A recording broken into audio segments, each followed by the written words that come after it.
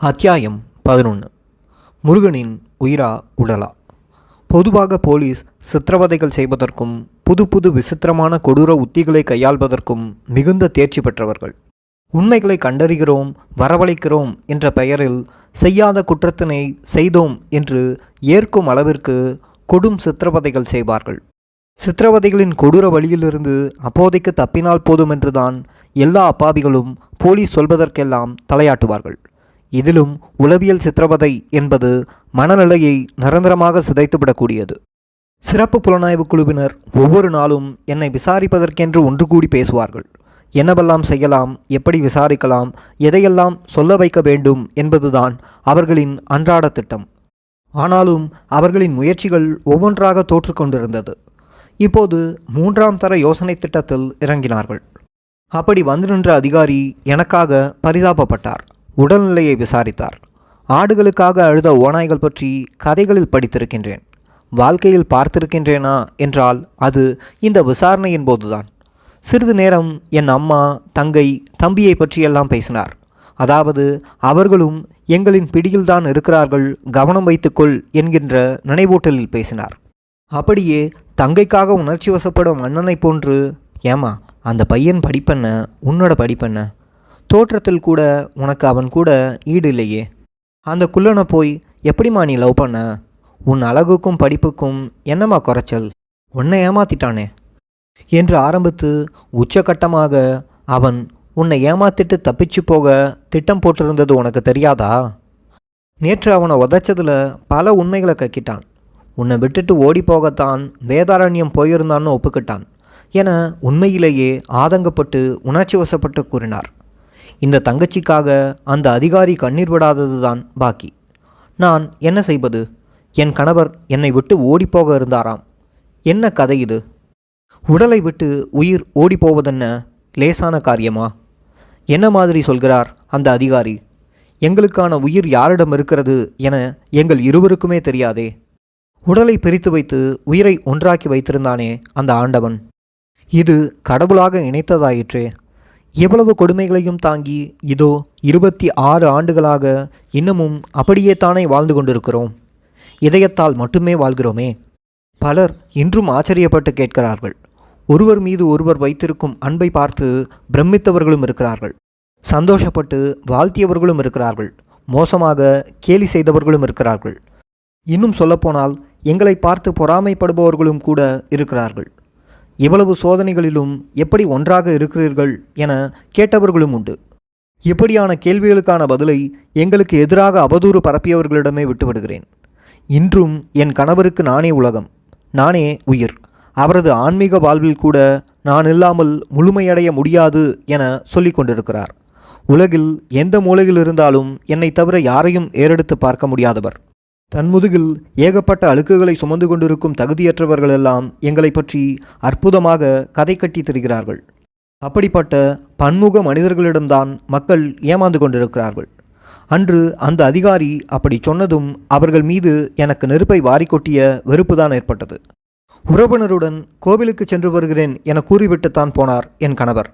ஆனால் சிபிஐயினர் வேதாரண்யத்திற்கு இயக்கத்தை சந்தித்துவிட்டு வர கிளம்பினார், படகு வரவில்லை, அதனால் திரும்பி வந்துவிட்டார் என்று வழக்கில் எழுதியிருந்தார்கள். ஆனால் இப்போது என்னை விட்டுவிட்டு ஓடத்தான் அங்கே போனார் என்கிறார்கள். எது உண்மை? இரண்டையும் அவர்களே தான் சொல்கிறார்கள். இன்னொரு பக்கம் 2ஆம் கட்ட தலைவர் வரிசை பட்டியலில் என் கணவர் இருந்தார் என சிபிஐ தரப்பும் சொன்னது. நீதிமன்றமும் அதை ஏற்றுக்கொண்டு மரண தண்டனையை கூட கொடுத்தது. ஒரு விடுதலை புலிகளின் 2ஆம் கட்ட தலைவர் படகு வருவதற்காக வேதாரண்யம் கடற்கரையில் ஒரு வாரம் காத்திருப்பாரா? அவர்களிடம்தான் தினம் தினம் வந்து போகிற சிறந்த படகு வசதி இருந்தது, வாக்கி டாக்கி வசதி கூட இருந்தது என்று சிபிஐ தன் குற்றச்சாட்டுகளில் கூறியிருந்தது. அப்படி இருக்கும்போது அதுவும் 2ஆம் கட்ட தலைவர் தளபதி எப்படி கடற்கரையிலேயே காத்திருந்து விட்டு படகு வரவில்லை என்றா 6வது நாள் வரை ஏமாற்றத்தோடு திரும்புவார்? அதுவும் குண்டுவெடிப்புக்கு முன்பு. அப்போது ஒரு நெருக்கடியும் இல்லையே. சகஜமாக எல்லோரும் வந்து போனபடிதானே இருந்தார்கள். அவ்வளவு ஏன், என் கணவர் தப்பிப்போவதென்றால் எப்போதோ தப்பிப்போயிருக்கலாமே. திருமணத்திற்காக திருப்பதி போனபோது அந்த கூட்டத்தில் அங்கேயே என்னை விட்டுவிட்டு ஓடியிருக்கலாமே. எதற்காக என்னை திருமணம் செய்து கொள்ள வேண்டும்? ஓடிப்போகக்கூட வேண்டாம். இங்கேயே தலைமறைவாக போயிருந்தாலும் நான் என்ன செய்திருக்க முடியும்? எந்த முகவரியை சொல்லி தேடியிருப்பேன்? நானும் என் வயிற்றில் உள்ள குழந்தையும் என்னவாகியிருப்போம்? ஒரு வாரம் பிரிந்து போயிருந்துவிட்டு திரும்ப ஏன் என்னை தேடி வர வேண்டும்? அப்படியே ஓடியிருக்கலாமே, யார் கேட்க முடியும்? அடுத்து சிபிஐ சொல்லும் ஓடிப்போகும் கதை உண்மையென்றால் குண்டுவெடிப்பு நடந்த இரவே தப்பி போயிருக்கலாமே, அல்லது 23ஆம் தேதி அன்றே கூட எங்கள் வீட்டை விட்டு போயிருக்கலாமே. அடுத்தவரை பார்த்து கூடவா கணவருக்கு அது தோன்றியிருக்காது? அப்படி அவரும் அவரது உடைமைகளை எடுத்துக்கொண்டு போயிருந்தால் யார் தடுத்திருக்க முடியும்? ராஜீவ்காந்தியின் மரணம் நிகழ்ந்து ஒரு நாள் கழித்து நான் தேடி போய் பார்க்கும் வரை அவர் என் வீட்டில்தானே தங்கியிருந்தார். அதுவும் எனக்கென்ன ஆனதோ என்ற கவலையில். மன்னிக்கவும், இந்த இடத்துல தான் என்கிட்ட ஒரு பேஜ் மிஸ் ஆகிடுச்சு. 255, 256 இந்த 2 பக்கமும் என் புத்தகத்தில் இல்லை, கிழிஞ்சிருச்சு. ஸோ 57, 257லேருந்து கண்டினியூ பண்ணுறேன். என்னை அவசரமாக அங்கே இழுத்துச் சென்று நிறுத்தினார்கள். என் கண்ணெதிரே சுற்றி ஆட்கள் நின்று கொண்டு கொடூரமாக அடித்து துவைத்து கொண்டிருந்தார்கள். நேரம் நிமிடமாக கரைந்து கொண்டிருக்க அவரின் கதறல் சத்தம் மேலும் கொடூரமாக கேட்கத் தொடங்கியது. என் உயிரை ஏதோ செய்து கொண்டிருக்கிறார்கள். கடவுளே, நீதான் இப்போது எங்களுக்கு துணையாக இருக்க, நீதான் காப்பாற்றணும் என்று நானும் கதறினேன். கதறல் சத்தம் பட்டென்று நின்றுவிட்டது. எனக்கு நிலை கொள்ள முடியவில்லை. முடிஞ்சிருச்சா? அவர் கதையை முடிச்சிட்டாங்களா? அவருக்கு ஏதோ நடந்திருக்கிறதே, அது என்ன என்ற தவிப்பு என்னை சுழற்றி அடித்தது. அங்கிருந்தவர்களிடம் மன்றாடுகிறேன், கெஞ்சி கேட்கிறேன். ஒரு பதிலும் வரவில்லை.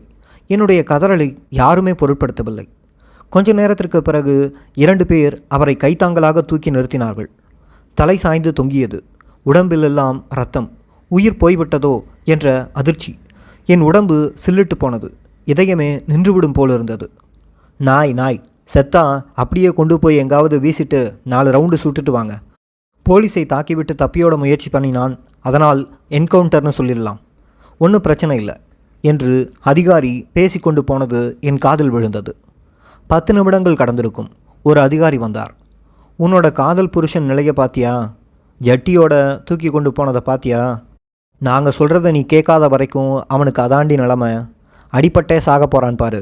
அவனோட சாவு எங்களால் அல்ல, உன்னால தான். நீ பிடிவாதமாக இருக்க அவனோட உயிர் கொஞ்சம் கொஞ்சமாக போயிட்டே இருக்கும். அவன் செத்தால் செத்து போகட்டும் என்று நினைத்தால் நீ இப்படியே இருந்துக்கோ என கத்திவிட்டு போனார். என் கையினாலேயே என் கணவருக்கு தூக்கு கயிறினை மாட்டிவிட கட்டாயப்படுத்துகிறார்கள். என் தாலியினை என் கைகளாலேயே அறுத்து போடும்படி உதைக்கிறார்கள். என் கைகளாலேயே என் கண்களை குத்திக்கொள்ளச் சொல்லி அடிக்கிறார்கள்.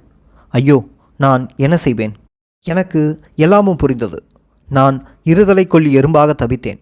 அவர்கள் சொல்வதைப் போல பொய் வாக்குமூலம் கொடுத்தால் என் கணவருக்கு தூக்கு தண்டனை உறுதியாகும். இல்லை, முடியாது என்று நான் மறுத்து கொண்டிருந்தால் இங்கேயே அவரை அடித்து கொன்று போடுவார்கள். இரண்டுமே எனக்கு எதிரானதுதான். எதை செய்வது, எதை விடுவது?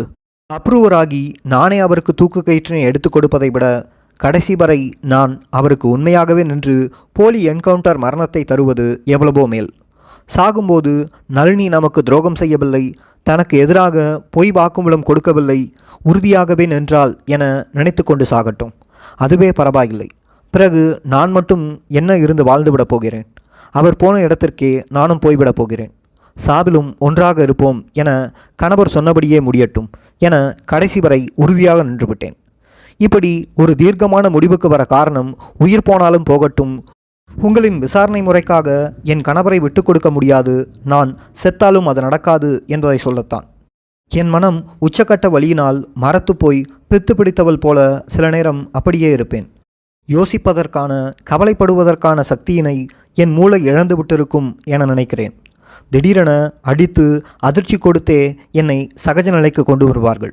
சில நேரங்களில் பித்து பிடித்தவளாக ஆகிவிடலாம் என்று நினைப்பேன். அந்த அளவிற்கு மனதில் வலிகள் கர்ண கொடூரமாக இருந்தது. பாவி, ஏண்டா இப்படி என் மீது உயிரை வைத்து உருகுகிறாய்? என்னை தூக்கி போட்டுவிட்டு உன் உயிரை காப்பாற்றிக் கொள்ள ஓடியிருக்கலாமே என்று 2 பேராக அழுது தீர்த்தோம். ஆமாம், நானும் என் மனமுமாக சேர்ந்து அழுது தீர்த்தோம். சிறிது நேரத்தில் எனக்கு நெஞ்சுவலி வந்தது. சிஆர்பிஎஃப் பெண் மருத்துவர் வந்து என்னை பரிசோதித்தார். என் உடல்நிலை மிகவும் மோசமாக இருப்பதாக கூறினார். ஏதாவது தொந்தரவு செய்தால் எனது உயிருக்கு ஆபத்தாகிவிடும் என்று மருத்துவர் எச்சரித்தார். அதன்பின் மீண்டும் என்னை பழைய இடத்திற்கே இழுத்துச் சென்று கட்டி போட்டு விட்டார்கள். அந்த 5 அடி இடத்தில் கூனி குறுகி அப்படியே உட்கார்ந்தபடி சுவரில் சாய்ந்து கிடந்தேன். நிலை கொண்டு நிற்க முடியவில்லை. என்ன, அதிகமாக போனால் உன் புருஷன் செத்துட்டாண்டி என்ற தகவலைத்தான் சொல்ல வருவார்கள். சொல்லட்டுமே, நான் மட்டும் என்ன, இறந்து கொண்டுதானே இருக்கிறேன் என சோர்ந்து விட்டிருந்தேன். என்னை கடந்து போவோரின் பூட்ஸ்காலின் சத்தம் கேட்டபடியே இருந்தது. ஏதேதோ நினைவோட்டங்கள் மனதில் தடதடத்தபடியே இருந்தது. எப்போதோ செத்துப்போய் இருக்க வேண்டிய கணவர் இப்போது எனக்காக வதைப்பட்டு கொண்டிருக்கிறார். அவரது உயிர் இன்று இருக்குமோ நாளை இருக்குமோ தெரியவில்லை. நானும் அவரும் கதை பேசி கடந்த ஒரு பொழுதில் தான் சந்தித்த கொலைக்களங்களை பற்றி கூறியிருந்தார். முருகன் அப்போது கிளிநொச்சியில் அம்மாவுக்கு உதவியாக காய்கறி வியாபாரத்தில் இருந்திருக்கிறார். வாவுனியா, மன்னார் மாவட்டம் எல்லாம் போய் வியாபாரம் செய்துவிட்டு திரும்புவார். அப்படித்தான் ஒரு முறை வாவுனியாவிலிருந்து காய்கறி மூட்டைகளை வாங்கி வர கிளிநொச்சியிலிருந்து சக வியாபாரிகளுடன் போய்க் கொண்டிருந்தார். அவர்களில் என் கணவர் மட்டுமே சின்ன வயது. அந்த பேருந்து வாவுனியா காட்டு வழியாக புளியங்குளம் இராணுவ பரிசோதனை சாவடியை நோக்கி ஓடிக்கொண்டிருந்தது. இந்திய அமைதிப்படையும் இலங்கை இராணுவமும் சேர்ந்து கொண்டு சோதனைக்காக பேருந்தை வழிமறித்து நிறுத்தினார்கள். அவர்களுடன் முகமூடி அணிந்த மாற்று இயக்கத்தவர்களும் நின்றிருந்தார்கள். பேருந்தில் இருந்த அனைவரையும் கீழே இறக்கி வரிசையாக நிறுத்தி ஒவ்வொருவரையும் நோட்டம் பார்த்து திரும்பவும் பேருந்துக்குள் அனுப்பி கொண்டிருந்தார்கள். என் கணவர் வந்து நின்றவுடன் முகமூடி அணிந்த நபரில் ஒருவர் சைகை காட்டினார். உடனே அங்கிருந்த இராணுவம் பிடித்து கொண்டது. உடல் முழுவதும் சோதனை போட்டார்கள். ஒரு ஓரமாக கொண்டு போய் யார் எவர் என்று விசாரிக்க தொடங்கினார்கள். பிறகு அங்கிருந்த மாற்றுப் போராளி உறுப்பினர்களிடம் கணவரை ஒப்படைத்து விட்டார்கள். அவர்கள் பக்கத்தில் இருந்த ஒரு அறைக்குள் இழுத்துச் சென்று துணிகளை எல்லாம் கலற்றிவிட்டு கைகளையும் கண்களையும் கட்டி உட்கார வைத்து விட்டார்கள். அதாவது கொடூர சித்திரவதை தொடங்கப் போகிறது என்று அர்த்தம். அந்த நாட்களில் யாழ்ப்பாணத்தவர் என்றால் எல்லா பையன்களும் விடுதலை புலிகள்தான் என்ற நம்பிக்கை இராணுவத்தினர் மத்தியில் ஆழமாக இருந்தது. என் கணவரின் நடை உடை பாவனையெல்லாம் அந்த மாதிரிதான் இருந்திருக்கிறது.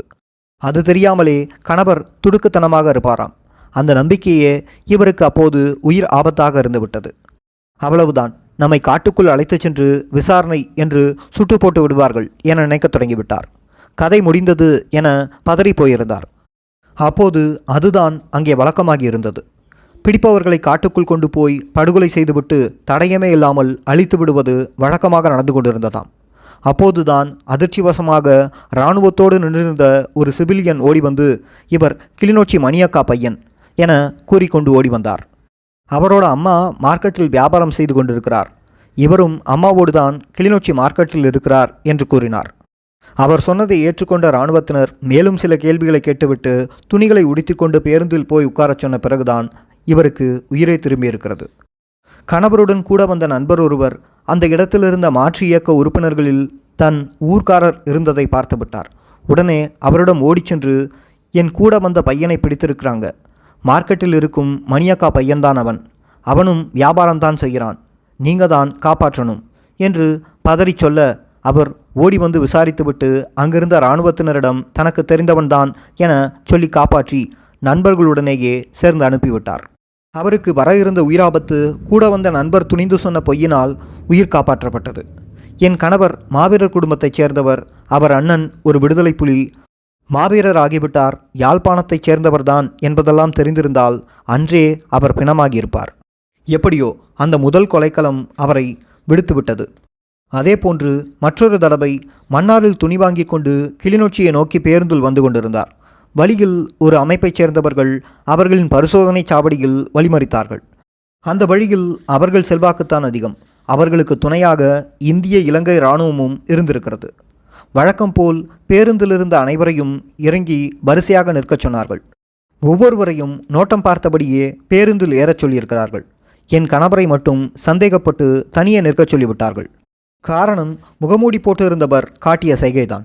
இவர் மிகவும் நடுங்கி போயிருக்கிறார். அந்த காட்டுப்பகுதியில் அப்போது ஏராளமானவர்களை சுட்டு போட்டு கொண்டிருந்தார்களாம். அதனால் இவர் எதற்கு வம்பு, எப்படியாவது தப்பிவிடலாம் என்று சாதுரியமாக நகர்ந்து மற்றவர்களோடு கலந்து பேருந்தில் ஏறிக்கொண்டார். பேருந்தும் புறப்பட்டு விட்டது. அப்பாடா என்று நிம்மதி பெருமூச்சு விட்டிருக்கிறார். பேருந்து போன பிறகுதான் இங்கு ஒருவனை நிற்கச் சொன்னோமே, ஆளை காணோமே என்று உஷாராகி தேட இவர் தப்பிவிட்டார் என்ற முடிவுக்கு வந்துவிட்டார்கள். அவர்களுக்கு கோபம் அதிகமாகிவிட்டது. அவர் உண்மையிலேயே புலி இயக்கத்து ஆள்தான் என நம்பிவிட கோபம் தலைக்கேறி வெறியாகிவிட்டது. இப்படி ஒருத்தன் இந்த நிறத்தில், இவ்வளவு உயரத்தில், இந்த நிற சட்டையும் லுங்கியும் உடுத்திருப்பவன் பேருந்தில் வருகிறான், மடக்கி பிடியுங்கள், தப்பிவிட்டான் என்று வாக்கி டாக்கியில் கூற, அப்போது காட்டுப்பகுதி ரோந்தில் இருந்த அந்த இயக்கத்து ஆட்களும் இராணுவமும் வந்து மறித்து விட்டார்கள். அது அடர்ந்த காட்டுப்பகுதி. திபுதிபு என்று பேருந்துக்குள் ஏறி கணவரை மட்டும் கண்டுபிடித்து கீழே இறக்கி நடு காட்டுக்குள் கொண்டு போய் கண்ணை கட்டி கையை கட்டி உட்கார வைத்து விட்டார்கள். விசாரணையில் அவர் சொன்னது எதையும் காதில் வாங்கிக் கொள்ளவில்லை. ஒரு கட்டத்தில் சுட்டு விடுவதற்கான ஆயத்த ஏற்பாடுகளை எல்லாம் செய்யத் தொடங்கினார்கள். நடப்பதை உணர்ந்து கொண்டிருந்த இவரோ, அவ்வளவுதான், இன்றோடு நம் கதை முடிந்துவிடப் போகிறது என தன்னை அறியாமல் ஓவென்று அழுதுவிட்டார். அன்று அப்படியொரு அழுகை எங்கிருந்து வந்தது என அவருக்கே தெரியவில்லை என பல தடவைகள் என்னிடம் கூறியிருக்கிறார். ஆனால் அவர் அப்படி அழுததுதான் அவரை காப்பாற்ற வழி செய்திருக்கிறது. அப்போதுதான் அந்த குழுவின் தலைவருக்கு சந்தேகம் ஏற்பட கணவரை தன் பாணியில் விசாரித்தார். முதலில் மற்றவர்கள் இவரை விசாரிக்கும் போது அவர் வாக்கி டாக்கியில் ரொம்ப நேரம் பேசியபடியே இருந்துள்ளார். கணவர் தொடர்ந்து கதறி அழுது கொண்டிருந்தது அவரது கவனத்தை ஈர்த்திருக்கிறது. சரி என்று அவரை விசாரிக்க ஆரம்பித்தார். சரிப்பா, நீ உண்மையிலேயே கிளிநொச்சிதானா? அந்த மார்க்கெட்டில் இவரை தெரியுமா? மீன் மார்க்கெட்டில் அவரை தெரியுமா என்று 2-3 பேரை சொல்லி விசாரித்திருக்கிறார். கணவர் 2-3 வருடங்களாக அந்த மார்க்கெட்டில் வேலை செய்து கொண்டிருந்ததால் மார்க்கெட்டில் இருந்த முக்கிய நபர்களை பற்றி நன்றாக தெரிந்து வைத்திருந்தார். கேட்ட கேள்விகளுக்கெல்லாம் தயக்கமில்லாமல் பதில் சொல்ல, அந்த நபர்களின் உறவினர்கள் யார், சகோதரர்கள் யார், அவர்களின் பெயர் என்ன என்பது போன்ற கூடுதல் விவரத்தையும் சொல்ல அவர் நம்பிவிட்டார். அதனால் இவர் கிளிநொச்சி ஆள்தான் என்று முடிவு செய்து காட்டுக்குள் இருந்து வெளியே கொண்டு வந்து அந்த வழியாக வந்த லாரியில் ஏற்றி அனுப்பிவிட்டார். உண்மையிலேயே நாம் தப்பிவிட்டோமா என்ற ஆச்சரியம் அவருக்கு ரொம்ப நேரம் இருந்திருக்கிறது. 2வது கொலைக்களமும் கணவரை விடுவித்து விட்டது. கணவர் இந்தியா வரும்போது கூட கடலில் உயிர் ஆபத்தினை சந்தித்து மிக நுண்ணிய மயிரிழையில்தான் தப்பி பிழைத்தே வந்து சேர்ந்தார். அன்று காப்பாற்றியது நிச்சயமாக கடவுள் என்றுதான் சொல்ல வேண்டும். மையிருட்டில் வேகமாக வந்து கொண்டிருந்த படகு நடுக்கடலில் விளக்கு அணைத்துவிட்டு இருந்த நங்கூரமிட்டிருந்த இலங்கை கடற்படை கப்பலுடன் மோதும் அளவிற்கு மோதி படகு சிதறும் அளவிற்கு போய்விட்டது. படகை ஓட்டியவரின் திறமையினால் கப்பலை உராசுகிற மாதிரி போன வேகத்தில் படகினை திருப்பி கொண்டு போய்விட்டார். அந்த நேரத்தில் அந்த படகு புலிகளின் தற்கொலை படகு என கடற்படையினர் துப்பாக்கிகளால் ஜல்லடை போட்டு அப்படகினை மூழ்கடித்து இருக்க வேண்டும். அவர்களும் ஏனோ அமைதியாக இருந்து விட்டார்கள். ஒருவேளை அதிர்ச்சியிலிருந்து அவர்கள் மீள்வதற்குள் படகோட்டி படகை திருப்பி அதே வேகத்தில் தூரமாக வந்திருக்கலாம். இப்போது 4வது சிபிஐயின் சிறப்பு புலனாய்வு குழுவின் கொலைக்களம் அவரை பிடித்து வைத்து கொண்டிருக்கிறது. தப்புவாரா என்ற சந்தேகம். கோடியாக்கரை பண்ணையார் சண்முகத்தின் தற்கொலை மரண நாடகத்தை வைத்து என் கணவருக்கு எதுவும் நடக்கலாம் என்ற முடிவுக்கு வந்துவிட்டேன். வேறு ஆதரவு இன்றி எனக்கு தெரிந்த கடவுளையெல்லாம் வேண்டியபடியே இருக்கிறேன். திடீரென ஒரு குரல் மிக மோசமான அருவருப்பான கெட்ட வார்த்தையை சொல்லி அழைத்தது. அப்படியே அதிர்ந்து போய் பார்க்கிறேன். எதிரே அந்த அதிகாரி எகத்தாள பார்வையோடு நின்றிருந்தார். உயிரிழந்து போகும் அந்த வார்த்தையை கொச்சையாகச் சொன்னார். அத்தியாயம் 12. அறுத்து போட்ட கோழியாய். போலீசாரின் கையில் கொலை வழக்கில் மாட்டிய ஒரு நபரை எப்படித்தான் நடத்த வேண்டும் என்று சட்ட வரைமுறைகள் இருந்தாலும் அவர்கள் எதனையும் பின்பற்றுவதில்லை. அதுவும் நாட்டையே உலுக்கிய கொலை வழக்கில் கைது செய்யப்பட்டவரை சட்ட வரைமுறைகளுடன் நடத்துவார்கள் என்று நம்புவது இயலாத ஒன்று. ஆனால் சிபிஐ எஸ்ஐடி தலைவர் எமக்கு எல்லாம் தினமும் பிரியாணி போட்டு நல்லபடியாக வைத்து இருப்பதாக பேட்டி கொடுத்திருந்தது வேறு கதை. ஆனால் அவர்கள் பொய் வழக்கை எம்மீது திணிக்க எந்த கொடூர எல்லைக்கும் போக தயாராக இருந்தார்கள் என்பதுதான் உண்மை. அவர்களின் வக்ர கற்பனை வளத்திற்கு ஏற்ப எம்மீது கொடிய சித்திரவதைகளை அவிழ்த்து விட்டார்கள் என்பதே உண்மை. சிறப்பு புலனாய்வு குழுவினர் ஒவ்வொரு நாளும் என்னை விசாரிப்பதற்கென்று ஒன்று கூடி பேசுவார்கள். என்னவெல்லாம் செய்யலாம், எப்படியெல்லாம் விசாரிக்கலாம், எதையெல்லாம் சொல்ல வைக்க வேண்டும் என்பதுதான் அவர்களின் அன்றாட திட்டம். ஆனாலும் அவர்களின் முயற்சிகள் ஒவ்வொன்றாய் தோற்றுக்கொண்டிருந்தது. இப்போது 3ஆம் தர யோசனை சதி திட்டத்தில் இறங்கினார்கள். ஏண்டி, உன்னை அம்மனமா நிற்க வச்சு விசாரித்தாதான் பிடிக்குமோ என்று சொல்வதே அப்போதைக்கு அவர்களிடமிருந்த ஓரளவு நாகரிகமான வார்த்தை எனலாம். அதைவிட இன்னும் கொச்சையாக இருந்தது அந்த அதிகாரியின் வார்த்தை. மனநிலை பலவீனமானவர்கள் கேட்டிருந்தால் அப்படியே உயிரை விட்டிருப்பார்கள். அந்த வார்த்தைகள் எந்த மனிதனது சுயமரியாதை உணர்ச்சிகளையும் சூடு சுரணைகளையும் வேருடன் பிடுங்கி எறிந்துவிடும். அப்படி சுயமரியாதை உணர்ச்சிகளை எல்லாம் பிடுங்கி எறிந்துவிட்டு சூடு சுரணையற்ற உடலாக மாறி அவர்களின் சொல்லுக்கு ஆடுகிற தலையாட்டி பொம்மையாக நடைப்பிணமாக மாற வேண்டும். அதுதான் அவர்களின் நோக்கம். அதற்கு தடையாக இருந்தது என்னிடமிருந்த அடிப்படை சுபாவங்கள்தான். அதை அழித்துவிட இப்படி அருவருப்பான சித்திரவதைகளின் மூலம் முயற்சி செய்து கொண்டிருக்கிறார்கள் என்பதை புரிந்து கொண்டேன். நான் ஏற்கனவே அதிர்ச்சி மேல் அதிர்ச்சி தாக்கிய உணர்வில் பேசாமல் இடிந்து போய் உட்கார்ந்திருந்தேன். அந்த அதிகாரியோ இன்னமும் மோசமான வார்த்தைகளெல்லாம் திட்டிவிட்டு போனார். அதன் பிறகு 1 மணி நேரம் கடந்திருக்கும். அங்கே மீண்டும் ஒரு பரபரப்பு. என்னை பற்றித்தான் பேசிக்கொள்கிறார்கள் என புரிந்தது. ஆனால் என்ன செய்ய போகிறார்கள் என்றுதான் புரியவில்லை. அதற்கடுத்து ஒரு காவலர் வந்தார். வழக்கம் போல் ஒரு கரண்டி சாம்பார் சாதத்தை கொடுத்து சாப்பிட சொன்னார். அதை விட்டாலும் எனக்கு வேறு வழியில்லை. நான் மட்டுமில்லை, வயிற்றில் குழந்தையோடு இருவராக இருக்கின்றோம். எனக்கு கண்ணீர் தாரை தாரையாக வந்தபடியே இருக்கிறது. ஆஸ்வாசப்படுத்தி கொண்டு சாப்பிட்டேன். கோட்டை இலையினை தரையில் வைத்து சோறு போட்டு சாம்பார் ஊற்றுவார்கள். அது சாம்பார் என்ற பெயரில் காய் பருப்பு எதுவும் இல்லாமல் இருக்கும். கழனி தண்ணியே பரவாயில்லை என்று சொல்ல முடியும். அவர்கள் அப்படி ஊற்றும் அந்த சாம்பாரோ சோற்றில் நிற்காது, தரையில் ஓடிவிடும். என்ன செய்ய? அதில் நனைந்த சோற்றினையாவது அப்படியே சாப்பிட வேண்டியதுதான். அவர்கள் போட்ட உணவு போட்ட முறையும் மிகப்பெரிய உளவியல் சித்திரவதையாகும். இப்படி சாப்பிட்டு உயிர் வாழணும் என்று நெஞ்சும் வயிறும் எரியும் அளவிற்கு அந்த வலி ஒவ்வொரு நாளும் வந்து போகும். ஒரு பிள்ளைத்தாச்சி பெண் ஆசைப்பட்டு சாப்பிடுகிற எந்த சாப்பாட்டையும் என்னால் நினைத்து கூட பார்க்க முடியவில்லை. அவர்கள் போடுகிற அரைகுறை மட்டமான சாப்பாடே பெரிய விஷயமாக இருந்தது. உடம்பில் உயிர் இருந்தால் போதும், அந்த அளவிற்கே சாப்பாடு போட்டால் போதும் என்பதில் மிக கவனமாக இருந்தார்கள். என் வயிற்றில் இருக்கும் குழந்தைதான் அப்போது முக்கியமாகப்பட்டது. இந்த குழந்தை பிழைத்திருக்க வேண்டும். அதற்காகவே வெட்கத்தை எல்லாம் விட்டு சாப்பிட்டேன். என்னை பட்டினி போட்டு தாகத்துடன் தவிக்க விட்டு ரசிப்பது கூட அவர்களின் சித்திரவதைகளில் ஒன்றாக இருந்தது. அவரவர் விசுவாசங்களை மேலதிகாரிகளுக்கு காட்டுவதற்கு கூட சிலர் என்னிடம் கொடூரமாக நடந்து கொண்டார்கள். சிலர் தம் வக்ர உணர்ச்சிகளுக்கு வடிகாலாக என் மீது அட்டூழியங்களை காட்டுத்தனமாக அவிழ்த்து விட்டார்கள். இப்படியெல்லாம் பட்டினி போட்டால் வயிற்றில் உள்ள குழந்தை இறந்து போகலாம், அதன் பிறகாவது என் மனதை கரைக்க முடியும், என் கணவரிடமிருந்து பிரித்துவிட முடியும் என்ற தப்பு கணக்கில் அவர்கள் செயல்பட்டு கொண்டிருந்தார்கள். அது எனக்கு அப்போது தெரியவில்லை. அவர்களின் செயல்பாடுகள் எல்லாம் உளவியல் ரீதியாகவும் இருந்தது. அப்படித்தான் காய் நகர்த்தினார்கள். அவர்களை விட கடவுள் போட்டு கொண்டிருந்த கணக்கு வேறு விதமாக இருந்தது. இவ்வளவு சித்திரவதைகளிலும் சோதனைகளிலும் என் குழந்தையை காப்பாற்றி கொடுத்து விட வேண்டும் என்று கணக்கு போட்டு விட்டிருந்தான் அந்த கடவுள். சிறிது நேரத்திற்கெல்லாம் ஒரு காவலர் வந்து அழைத்துச் சென்றார். போகும்போதே, இன்னைக்கு நீ அவ்வளவுதான், என்னாக போகிறாயோ, ஒழுங்கு மரியாதையா நடந்துகோ, பழச்சிக்கிற வழியை பாரு என்று 2 அர்த்தத்தில் மிரட்டும் தோணியோடு பயமுறுத்தியபடியே அழைத்துச் சென்றார். நேரடியாக மிரட்டியிருந்தால் கூட பரவாயில்லை, ஆனால் 2 அர்த்தத்தில் பேசுகிறார்களே எனும்போது பகீர் என்றது. ஐயோ, என்ன செய்ய போகிறார்களோ என்ற அச்சம் அடிவயிறு வரைக்கும் சுளிரிட்டது. கை கால்களெல்லாம் வியர்க்கத் தொடங்கியது. மாடியில் உள்ள கண்காணிப்பாளரின் அறைக்குள் முரட்டுத்தனமாக நெட்டி தள்ளினார்கள். திரும்பி பார்ப்பதற்குள் கதவு வெளிப்புறமாக படார் என அடித்து சாத்தப்பட்டது. என் எதிரே அந்த கண்காணிப்பாளர் உட்கார்ந்திருந்தார். முறைத்து பார்த்தபடியே எழுந்தார். என் அருகில் வந்து நின்று பார்வையாலேயே மிரட்டினார். அப்படியே சென்று கதவை உட்பக்கமாக தாள் போட்டுவிட்டு வந்து மேசை மீது உட்கார்ந்து கொண்டார். அந்த இடமும் சூழலும் அச்சமூட்டுவதாகவே இருந்தது. இங்கு எனக்கு எதுவும் நடக்கலாம் என்ற அச்ச உள்ளுணர்வை ஏற்படுத்தினார்கள். இரவு 11 மணி. எல்லாரும் உறங்கி போயிருக்கிற நேரம். என்னை விசாரணை என்று இழுத்து போய் தள்ளியிருக்கிறார்கள். உயிரை கையில் பிடித்து கொண்டு என்பார்களே, அப்படித்தான் இருந்தேன் என்றுதான் சொல்ல வேண்டும். பேரமைதியோடு வினாடிகள் ஓடிக்கொண்டிருந்தன. 5 நிமிடம் அப்படியே நின்றிருந்தேன். அவரும் பார்த்தபடியே இருந்தார். எனக்கு ஒன்றும் புரியவில்லை.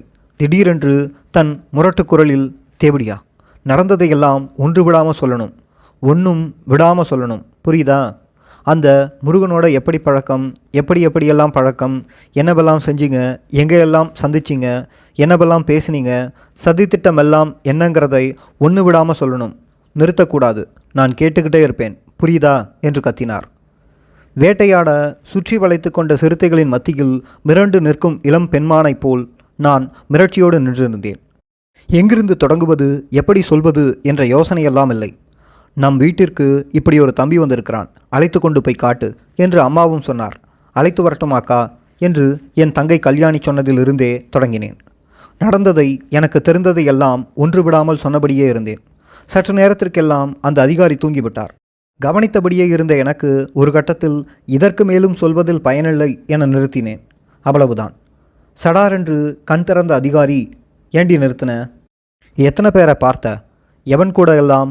அவர்களையெல்லாம் ஏமாத்தின மாதிரி என்னைய ஏமாத்த பார்க்குற? நீ பல பேரை பார்த்துருக்குற. அதில் இந்த பையனை மட்டும் ஏன் பிடிச்ச? இல்லை அவன் உன்னை பிடிச்சானா? அதையெல்லாம் சொல்லுடி மவளே என்று அலட்டிக்கொள்ளாமல் கத்தினார். அவரது நோக்கம் என்னிடம் விசாரணை செய்வதல்ல, என்னை மனரீதியாக அவமானப்படுத்த வேண்டும், இருக்கின்ற மான உணர்ச்சியை, சுயமரியாதை உணர்ச்சியை வேருடன் பிடுங்கிவிட வேண்டும் என்பதுதான். அதை கூட அன்று யோசிக்கவில்லை. அஞ்சி நடுங்கியபடியே நின்றிருந்தேன். ஒருவரை நினைத்தபடி ஆட்டி வைக்க வேண்டுமெனில் முதலில் அவரிடம் உள்ள மான சுயமரியாதை உணர்ச்சிகளை களங்கப்படுத்திவிடு, அல்லது வேருடன் பிடுங்கி எடுத்துவிடு என்று எங்கோ படித்த ஞாபகம் இப்போது நினைவுக்கு வருகிறது. அதைத்தான் அவர்கள் அன்று திட்டமிட்டு மேற்கொண்டிருந்தார்கள். எழுத்தில் கொண்டு வர முடியாத மிக அருவருப்பான ஆபாச வார்த்தைகளை என் காதுகளில் அமிழமாக இறக்கிக் கொண்டிருந்தார்கள். இதயத்தை நசுக்கி பிசைந்து ரசித்து கொண்டிருந்தார்கள். கம்பீரமான ஒரு அதிகாரியின் வாயில் நான் அப்படியான வார்த்தைகளை எதிர்பார்க்கவே இல்லை. அதைவிட என்னை 10 முறை தூக்கிலேற்றியிருக்கலாம், 10 முறை உயிரோடு கொளுத்தியிருக்கலாம். அதுவே மேலானதாக இருந்திருக்கும். நிறுத்தாமல் சொல்லணும், நிறுத்தினால் முதுகுத்தோல் உறிஞ்சிடும் என்றபடியே கையில் இருந்த பிரம்பால் சுளிரென முதுகில் ஒரு இழுப்பு விசுக்கென்று இழுத்தார். நான் அறுத்து போட்ட கோழியைப் போன்று அப்படியே சுருண்டு விழுந்து கை கால்கள் எல்லாம் வெட்டி இழுக்கும்படி குறுக்கும் நெடுக்குமாக புரண்டெழுந்தேன். சத்தம் வரக்கூடாது, எலும்புடி என திரும்பவும் ஓங்கினார். நான் பதைத்து எழுந்து நின்று கொண்டேன். முதுகெல்லாம் திகுதிகுவென இருந்தபடியே இருந்தது. நிறுத்தினால் என்னாகும் என்று தெரியும்ல, நடந்ததை ஒன்றுவிடாமல் சொல்லிக்கிட்டே இருக்கணும், புரியுதா என அமைதியான குரலில் சொல்லிக்கொண்டு போய் அமர்ந்தார். காலிரண்டையும் தூக்கி மேசையின் மேல் போட்டுக்கொண்டார். அப்படியே பின்னால் சாய்ந்து கண்களை மூடிக்கொண்டார். மீண்டும் ஒவ்வொன்றாக விவரித்தபடியே இருந்தேன். நேரம் இரவு 1 மணியை தாண்டி இருந்தது. அவர் கண்ணை மூடிய வண்ணமே இருந்ததால் உண்மையில் உறங்குகிறாரா அல்லது நடிக்கிறாரா என்று எனக்கு தெரியவில்லை. ஆனால் நான் சொல்லிக்கொண்டே இருந்தேன். நான் வறண்டு விட்டது, தொண்டை வலியெடுத்தது, தலை வலிக்க ஆரம்பித்தது. என்னால் தொடர முடியவில்லை. ரோபோட் மாதிரி நான் சொல்லிக்கொண்டே இருந்தேன். திடீரென கண் விழித்த அதிகாரி, என்ன சொல்லிக்கிட்டு இருந்த? நான் அசதியில் தூங்கிட்டேன், திரும்பவும் தொடக்கத்திலிருந்து சொல்லு என சாதாரணமாக சொல்லிவிட்டு என்னையே முறைத்தபடி பார்த்திருந்தார். அதற்கு மேலும் நின்று கொண்டே சொல்ல என் உடம்பில் தெம்பு இல்லை. உட்கார்ந்து கொண்டு சொல் என்றாலும் என்னால் முடியாது. ஒரு கர்ப்பிணி பெண்ணால் எவ்வளவு நேரம் நின்று கொண்டே இருக்க முடியும்? உடம்பெல்லாம் நடுங்க தொடங்கியது. மீண்டும் முதலிலிருந்தே சொல்லத் தொடங்கினேன். எனக்கும் என் கணவருக்கும் இடையே பழக்கம் ஏற்பட்டு அடிக்கடி சந்தித்து கொண்டது, எனக்காக அவர் அலுவலகம் வந்து காத்திருந்தது, பேருந்து நிறுத்தம் வரை வந்து வழி அனுப்பி வைத்தது என கூறிக்கொண்டிருந்தேன். மீண்டும் தூங்கி போயிருந்தார். அங்கே இருந்த கடிகாரத்தில் நேரத்தை பார்த்தேன். பின்னரவு அதிகாலை 3 மணி. அதற்கு மேலும் என்னால் தொடர முடியவில்லை. சோர்ந்து போய்விட்டேன். அப்படியே தரையில் உட்கார்ந்து கொண்டேன். மயக்கமாக வந்தது. பட்டென்று எழுந்த அதிகாரி, ஏண்டி நான் என்ன உன்கிட்ட கிளுகிழுப்பு கதையாக சொல்ல சொல்லி கேட்டுக்கிட்டு இருக்கேன், தூங்குறதுக்கு எதுக்கடி நிறுத்தின என்றபடியே அங்கிருந்த மெல்லிய கோலை எடுத்து மீண்டும் என் முதுகிலேயே பளிர் பளிர் என்று 4 இழு இழுத்தார். தலை உச்சி வரை ஜிவ்வென்று ஒரு வழி மின்னல் வெட்டியதைப் போன்று தாக்கியது. அப்படியே விழுந்து துடித்தேன், கதறினேன். பூட்ஸ் கால்களால் ஓரிரு முறை எட்டி உதைத்தார். முண்டம் முண்டம், இதுக்கு மேலே பேசுகிறத நிறுத்தின கொன்று போட்டுடுவேன், புரிஞ்சுக்கோ என்றபடியே போய் நாற்காலியில் உட்கார்ந்து கொண்டார். அவர் எப்போதும் சிகரெட் பிடித்து கொண்டே இருப்பார். அந்த அறை முழுவதும் சிகரெட் புகைநாற்றமாக இருந்தது. இது ஒரு உளவியல் தாக்குதல். மனதளவில் ஓர் உளைச்சலை, அழுத்தத்தை ஏற்படுத்த வேண்டும் என்பதற்காகவே நடத்தக்கூடியது. விசாரணையில் இது ஒரு விதம் என்றெல்லாம் எனக்கு அப்போது தெரியாது. ஏதோ ஒரு தகவலை எதிர்பார்த்து உதைத்து விசாரிக்கிறார்கள் என்ற அளவில் மட்டுமே நினைத்து கொண்டேன். மீண்டும் நான் விட்ட இடத்திலிருந்தே சொல்லத் தொடங்கினேன். 5 நிமிடம் கடந்திருக்கும். இல்லை இல்லை, நான் சரியாக கவனிக்கலை, நீயும் சரியா சொல்லவில்லை.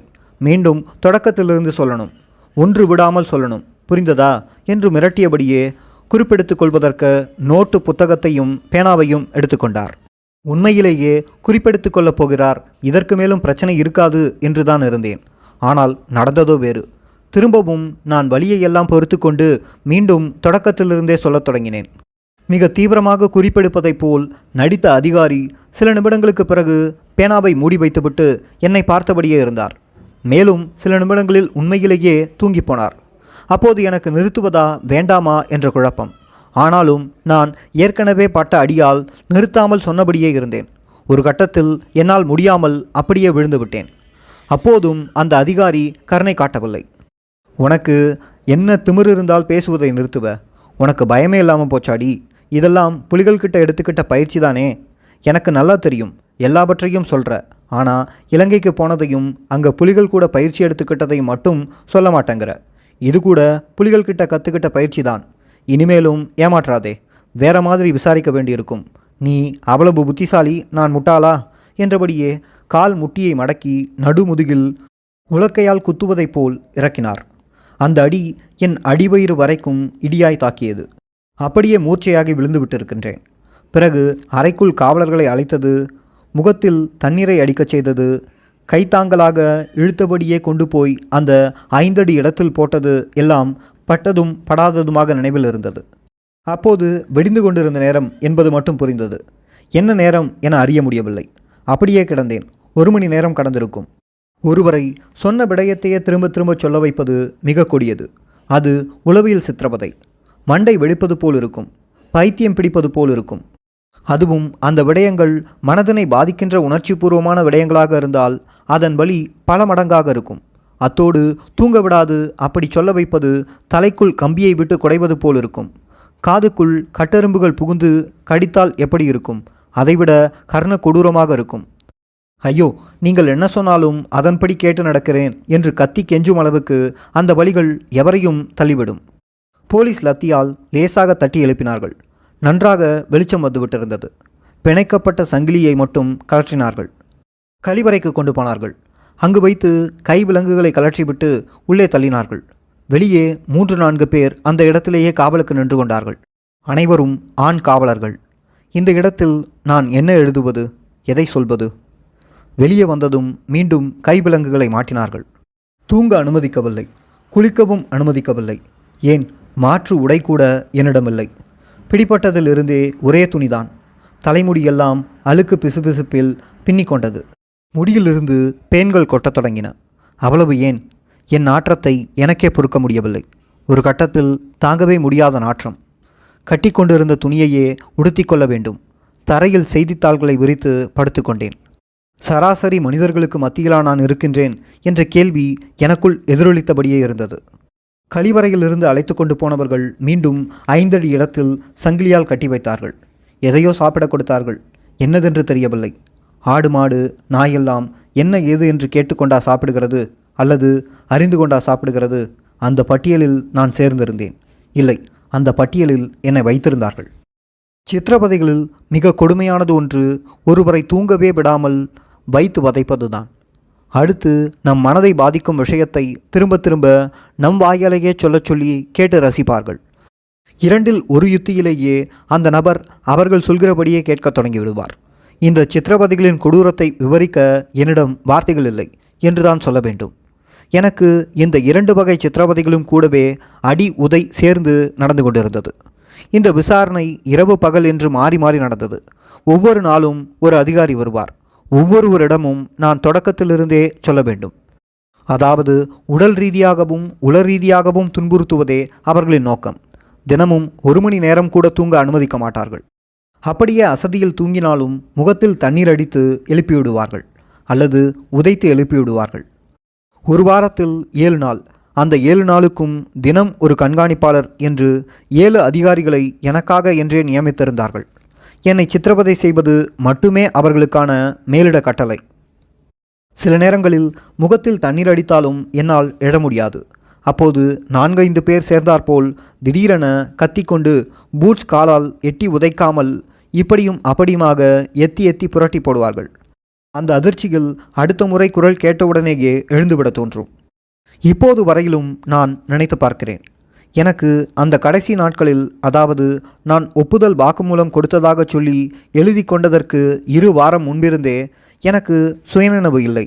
நான் என்ன சொன்னேன், எனக்கு என்ன நடந்தது என்று தெளிவாக கூற தோன்றவில்லை. நான் சாதாரண மனநிலைக்கு திரும்ப 1 வாரத்திற்கு மேலானது. பின்னாளில் சிறைச்சாலைக்கு உள்ளே வந்த சில புதிய கைதிகள் சொன்ன போக்கிரி படத்தின் ஒரு காட்சியை பொருத்தி பார்க்கிறேன்.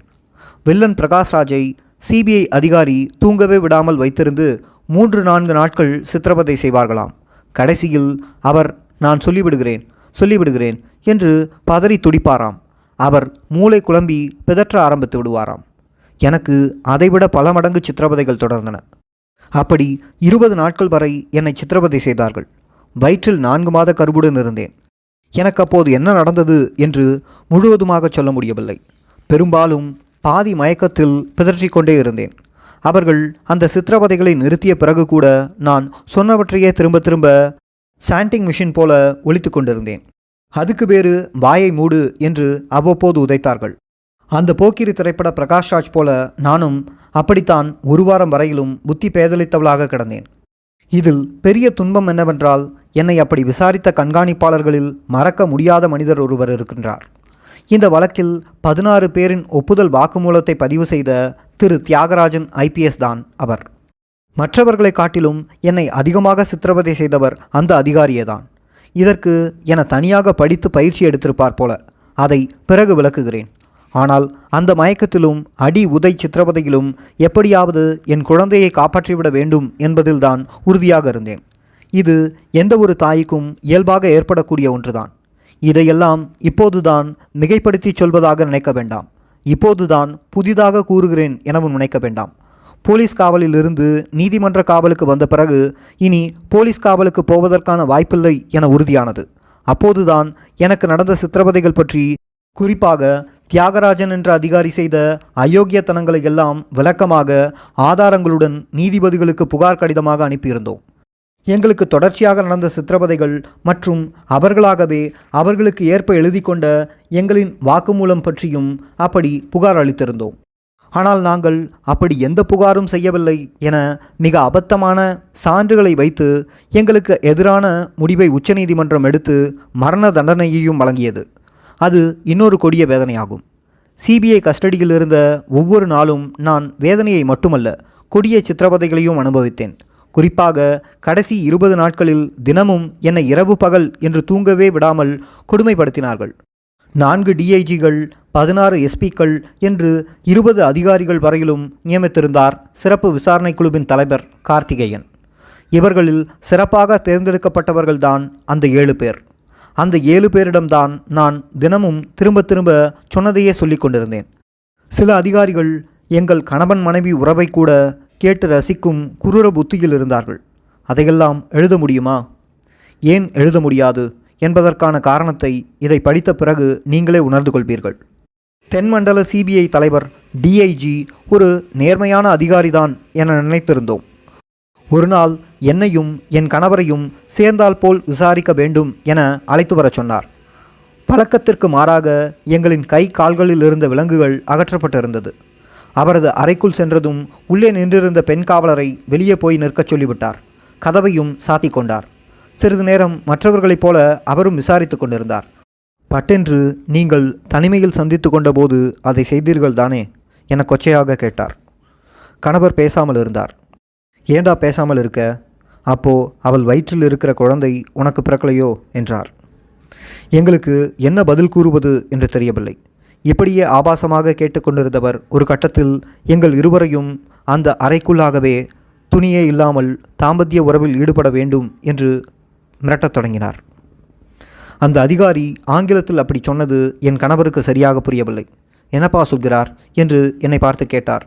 நான் இப்படி செய்ய சொல்கிறார்ப்பா என்று கூறினேன். அவருக்கு கோபம் பற்றி கொண்டு வந்தது. படித்துவிட்டு வந்தீர்களா, நீலப்படம் பார்த்துவிட்டு வேலைக்கு வந்தீர்களா என தொடங்கி ஏகத்திற்கு எகிரிவிட்டார். அதிகபட்சமாக போனால் உங்களால் என்னை கொலை செய்யத்தான் முடியும், உயிரை பறிக்கத்தான் முடியும். தாராளமாக செய்துகொள். நீங்கள் சொல்கிறபடியெல்லாம் செய்ய முடியாது. உம்மால் ஆனதை பார்த்துக்கொள் என முரட்டுத்தனமாக எதிர்க்கத் தொடங்கினார். எனக்கு அதிர்ச்சி எல்லை மீறி போயிருந்தது. போச்சு, என் கணவரை கொன்றுவிடத்தான் போகிறார்கள், இவ்வளவு எதிர்த்து பேசுகிறாரே என்று நடுநடுங்கினேன். அந்த அதிகாரியின் முகத்தில் ஈயாடவில்லை. யாரை பார்த்து என்ன கேள்விடா கேட்கிற என்று சத்தம் போட்டவர் வெளியில் நின்றிருந்த காவலர்களை உள்ளே அழைத்தார். எதிர்த்து பேசுகிறான் இவன், அடித்து நொறுக்குங்கன்னு உத்தரவிட 3-4 காவலர்கள் அவரை அங்கேயே புரட்டி போட்டு அடித்தார்கள். நான் அந்த அதிகாரியை பார்த்து கையெடுத்து கும்பிட்டு கதறினேன். அவரை விட்டுவிடுங்கள் ஐயா என்று அவரது காலில் போய் விழுந்தேன். என்ன செய்வது? அடித்து துவைத்துவிட்டுத்தான் நிறுத்தினார்கள். பிறகு அவரை கைத்தாங்களாக இழுத்துச் சென்று அவருடைய அறையில் தள்ளி பூட்டினார்கள். இதை நான் மிகைப்படுத்தி கூறவில்லை. நடந்துவிட்ட இந்த கேவலமான விசாரணையை பற்றி 1.5 பக்கத்திற்கு தெளிவாக எழுதி நீதிபதியிடம் புகாராக கொடுத்திருக்கிறோம். வேண்டுமென்றோ பரபரப்புக்காகவோ பொய் புரட்டுக்காகவோ நான் எதையுமே கூறவில்லை. ஒவ்வொன்றுக்குமே ஆதாரங்கள் இருக்கின்றன. அனைத்தையுமே கூறிவிட முடியாமல் சிலதை மட்டுமே இங்கு பதிவு செய்கிறேன். இங்கு இன்னொரு மோசடியை கூற வேண்டும். அடையாறில் உள்ள சிபிஐயின் சிறப்பு புலனாய்வு குழு தலைமை இடமான மல்லிகை கட்டிடத்தில் வைத்துத்தான் தினமும் விசாரித்தார்கள். கடைசி ஒரு வாரம் மட்டும் பூந்தமல்லியில் இருந்த சிறப்பு சிறையில் கொண்டு வந்து வைத்து கொண்டார்கள். இது எல்லாருக்குமாக நடந்தது. எதற்காக என்றால், அங்கே மல்லிகை கட்டிடத்தில் அனைத்து அதிகாரிகளும் ஊழியர்களுமாக இருந்தார்கள். அவர்களில் பலருக்கு கார்த்திகேயனின் தலைமையிலான விசாரணை போக்கு பிடிக்கவில்லை என அதிருப்தியில் இருந்தார்கள்.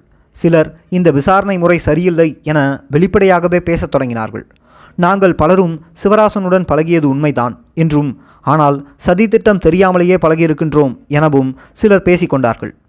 அப்படியான பல அதிகாரிகளை வைத்துக்கொண்டு எங்களிடம் அங்கே வாக்குமூலம் வாங்கக்கூடாது என்பதில் தெளிவாக இருந்தார் கார்த்திகேயன். நடக்கும் உண்மைகளையெல்லாம் ஒருவர் இல்லாமல் போனாலும் ஒருவர் வெளியே சொல்லிவிடுவார், அது சிபிஐயினருக்கு சறுக்கலாக போகும் என்ற எச்சரிக்கை உணர்வு இருந்தது அவரிடம். அதனால் பூந்தமல்லியில் இருந்த சிறப்பு சிறைச்சாலையை கேட்டு வாங்கினார். அந்த சிறை வளாகம் முழுவதும் மத்திய காவல்துறையான சிஆர்பிஎஃப் கட்டுப்பாட்டில் இருந்தது. அங்கே தனக்கு சாதகமான அதிகாரிகளை மட்டும் வைத்துக்கொண்டு எங்களிடம் ஒப்புதல் வாக்குமூலங்களை புனைந்து எழுதி கொண்டார்கள். அதற்காக வேண்டிதான் கடைசி ஒரு வாரம் மட்டும் பூந்தமல்லி சிறையில் வைத்திருந்தார்கள். இது எல்லாருக்குமே நடந்தது. அந்த வகையில் என்னையும் என் கணவர் உட்பட சிலரையும் அழைத்துச் சென்று பூந்தமல்லி சிறப்பு சிறையில் இறுதி 5-6 நாட்கள் வைத்திருந்தார்கள். ஆனால் அது போலீஸ் காவலின் இறுதி நாட்கள் என்று எனக்கு அப்போது தெரிந்திருக்கவில்லை. அப்படி எங்களுக்கு தெரிந்திடக்கூடாது என்பதில் மிக கவனமாக இருந்தார்கள். அங்கு வைத்துதான் இறுதிக்கட்ட சித்திரவதைகள் நடந்தன. ஒன்று, அவர்கள் சொல்கிறபடி ஒப்புக்கொண்டு கையொப்பம் போட்டுவிட வேண்டும், இல்லையென்றால் அங்கேயே தற்கொலையை ஏற்றுக்கொள்வது. இது 2 மட்டுமே முடிவாக இருந்தது. அந்த வகையில்தான் இறுதிக்கட்ட விசாரணை பூந்தமல்லியில் நடந்து கொண்டிருந்தது. அங்கிருந்த ஒரு எலக்ட்ரிக்கல் அறைக்குள் தான் என்னை அழைத்துச் செல்வார்கள். இரவு 11 மணிக்கு தொடங்கி அதிகாலை 4 மணி வரையிலும் சித்திரவதை நடக்கும்.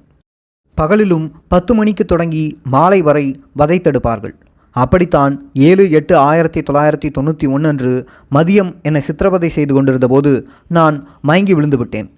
மருத்துவரை கொண்டு பரிசோதித்த போது உடல் மிக மிக பலவீனமாக இருக்கிறது, நீர்ச்சத்தும் இல்லை, இரத்த ஓட்டமும் இல்லை, கட்டாய ஓய்வு அவசியம் வேண்டும் என்று மருத்துவர் கூற, அதன் பிறகு எனக்கு 4 பாட்டில் குளுக்கோஸ் ஏற்றினார்கள். நான் சோர்வுற்று கிடந்தேன். கை கால்களையெல்லாம் அவ்வளவாக அசைக்க முடியவில்லை. ஏற்கனவே வாங்கிய அடி உதைகள் எல்லாம் உடலை ரணமாக்கியிருந்தது. கை கால்களில் விலங்கிட்டு சங்கிலியில் பிணைத்திருந்த இடத்திலெல்லாம் சீலும் இரத்தமுமாக இருந்தது. இன்று ஒரு நாளாவது நம்மை விசாரிக்காமல் விட்டால் போதுமே, எவ்வளவு இதமாக இருக்கும் என வேண்டிக் கொண்டேன். உள்ளம் அவ்வளவு ஏக்கத்தில் இருந்தது ஓய்வுக்காக. ஆனால் நடந்ததோ வேறு. இரவு உணவை கொஞ்சமாக கொடுத்தார்கள். தூக்கம் வந்துவிடக்கூடாது என்பதற்காக 2 இட்லியை மட்டும் கொடுத்தார்கள். இரவு 9 மணி வாக்கில் நல்ல குளிர்ந்த நீரால் முகத்தை நன்றாக அலம்பி கழுவி கொள்ளும்படி செய்தார்கள். இரவு 10 மணி இருக்கும். ஐயா விசாரிக்க வேண்டும் என அழைத்து வரச் சொன்னார். கிளம்புங்கள் என பதிலை எதிர்பார்க்காமலேயே இழுத்தபடியே சென்றார்கள். ஐயோ, மறுபடியுமா என்று மனம் புழுவாய் துடித்தது. அருகிலிருந்த கண்காணிப்பாளரின் அறை திறந்திருந்தது. என்னை உள்ளே தள்ளிவிட்டு வெளியே கதவை சாத்தி தாள் போடும் சத்தம் கேட்டது.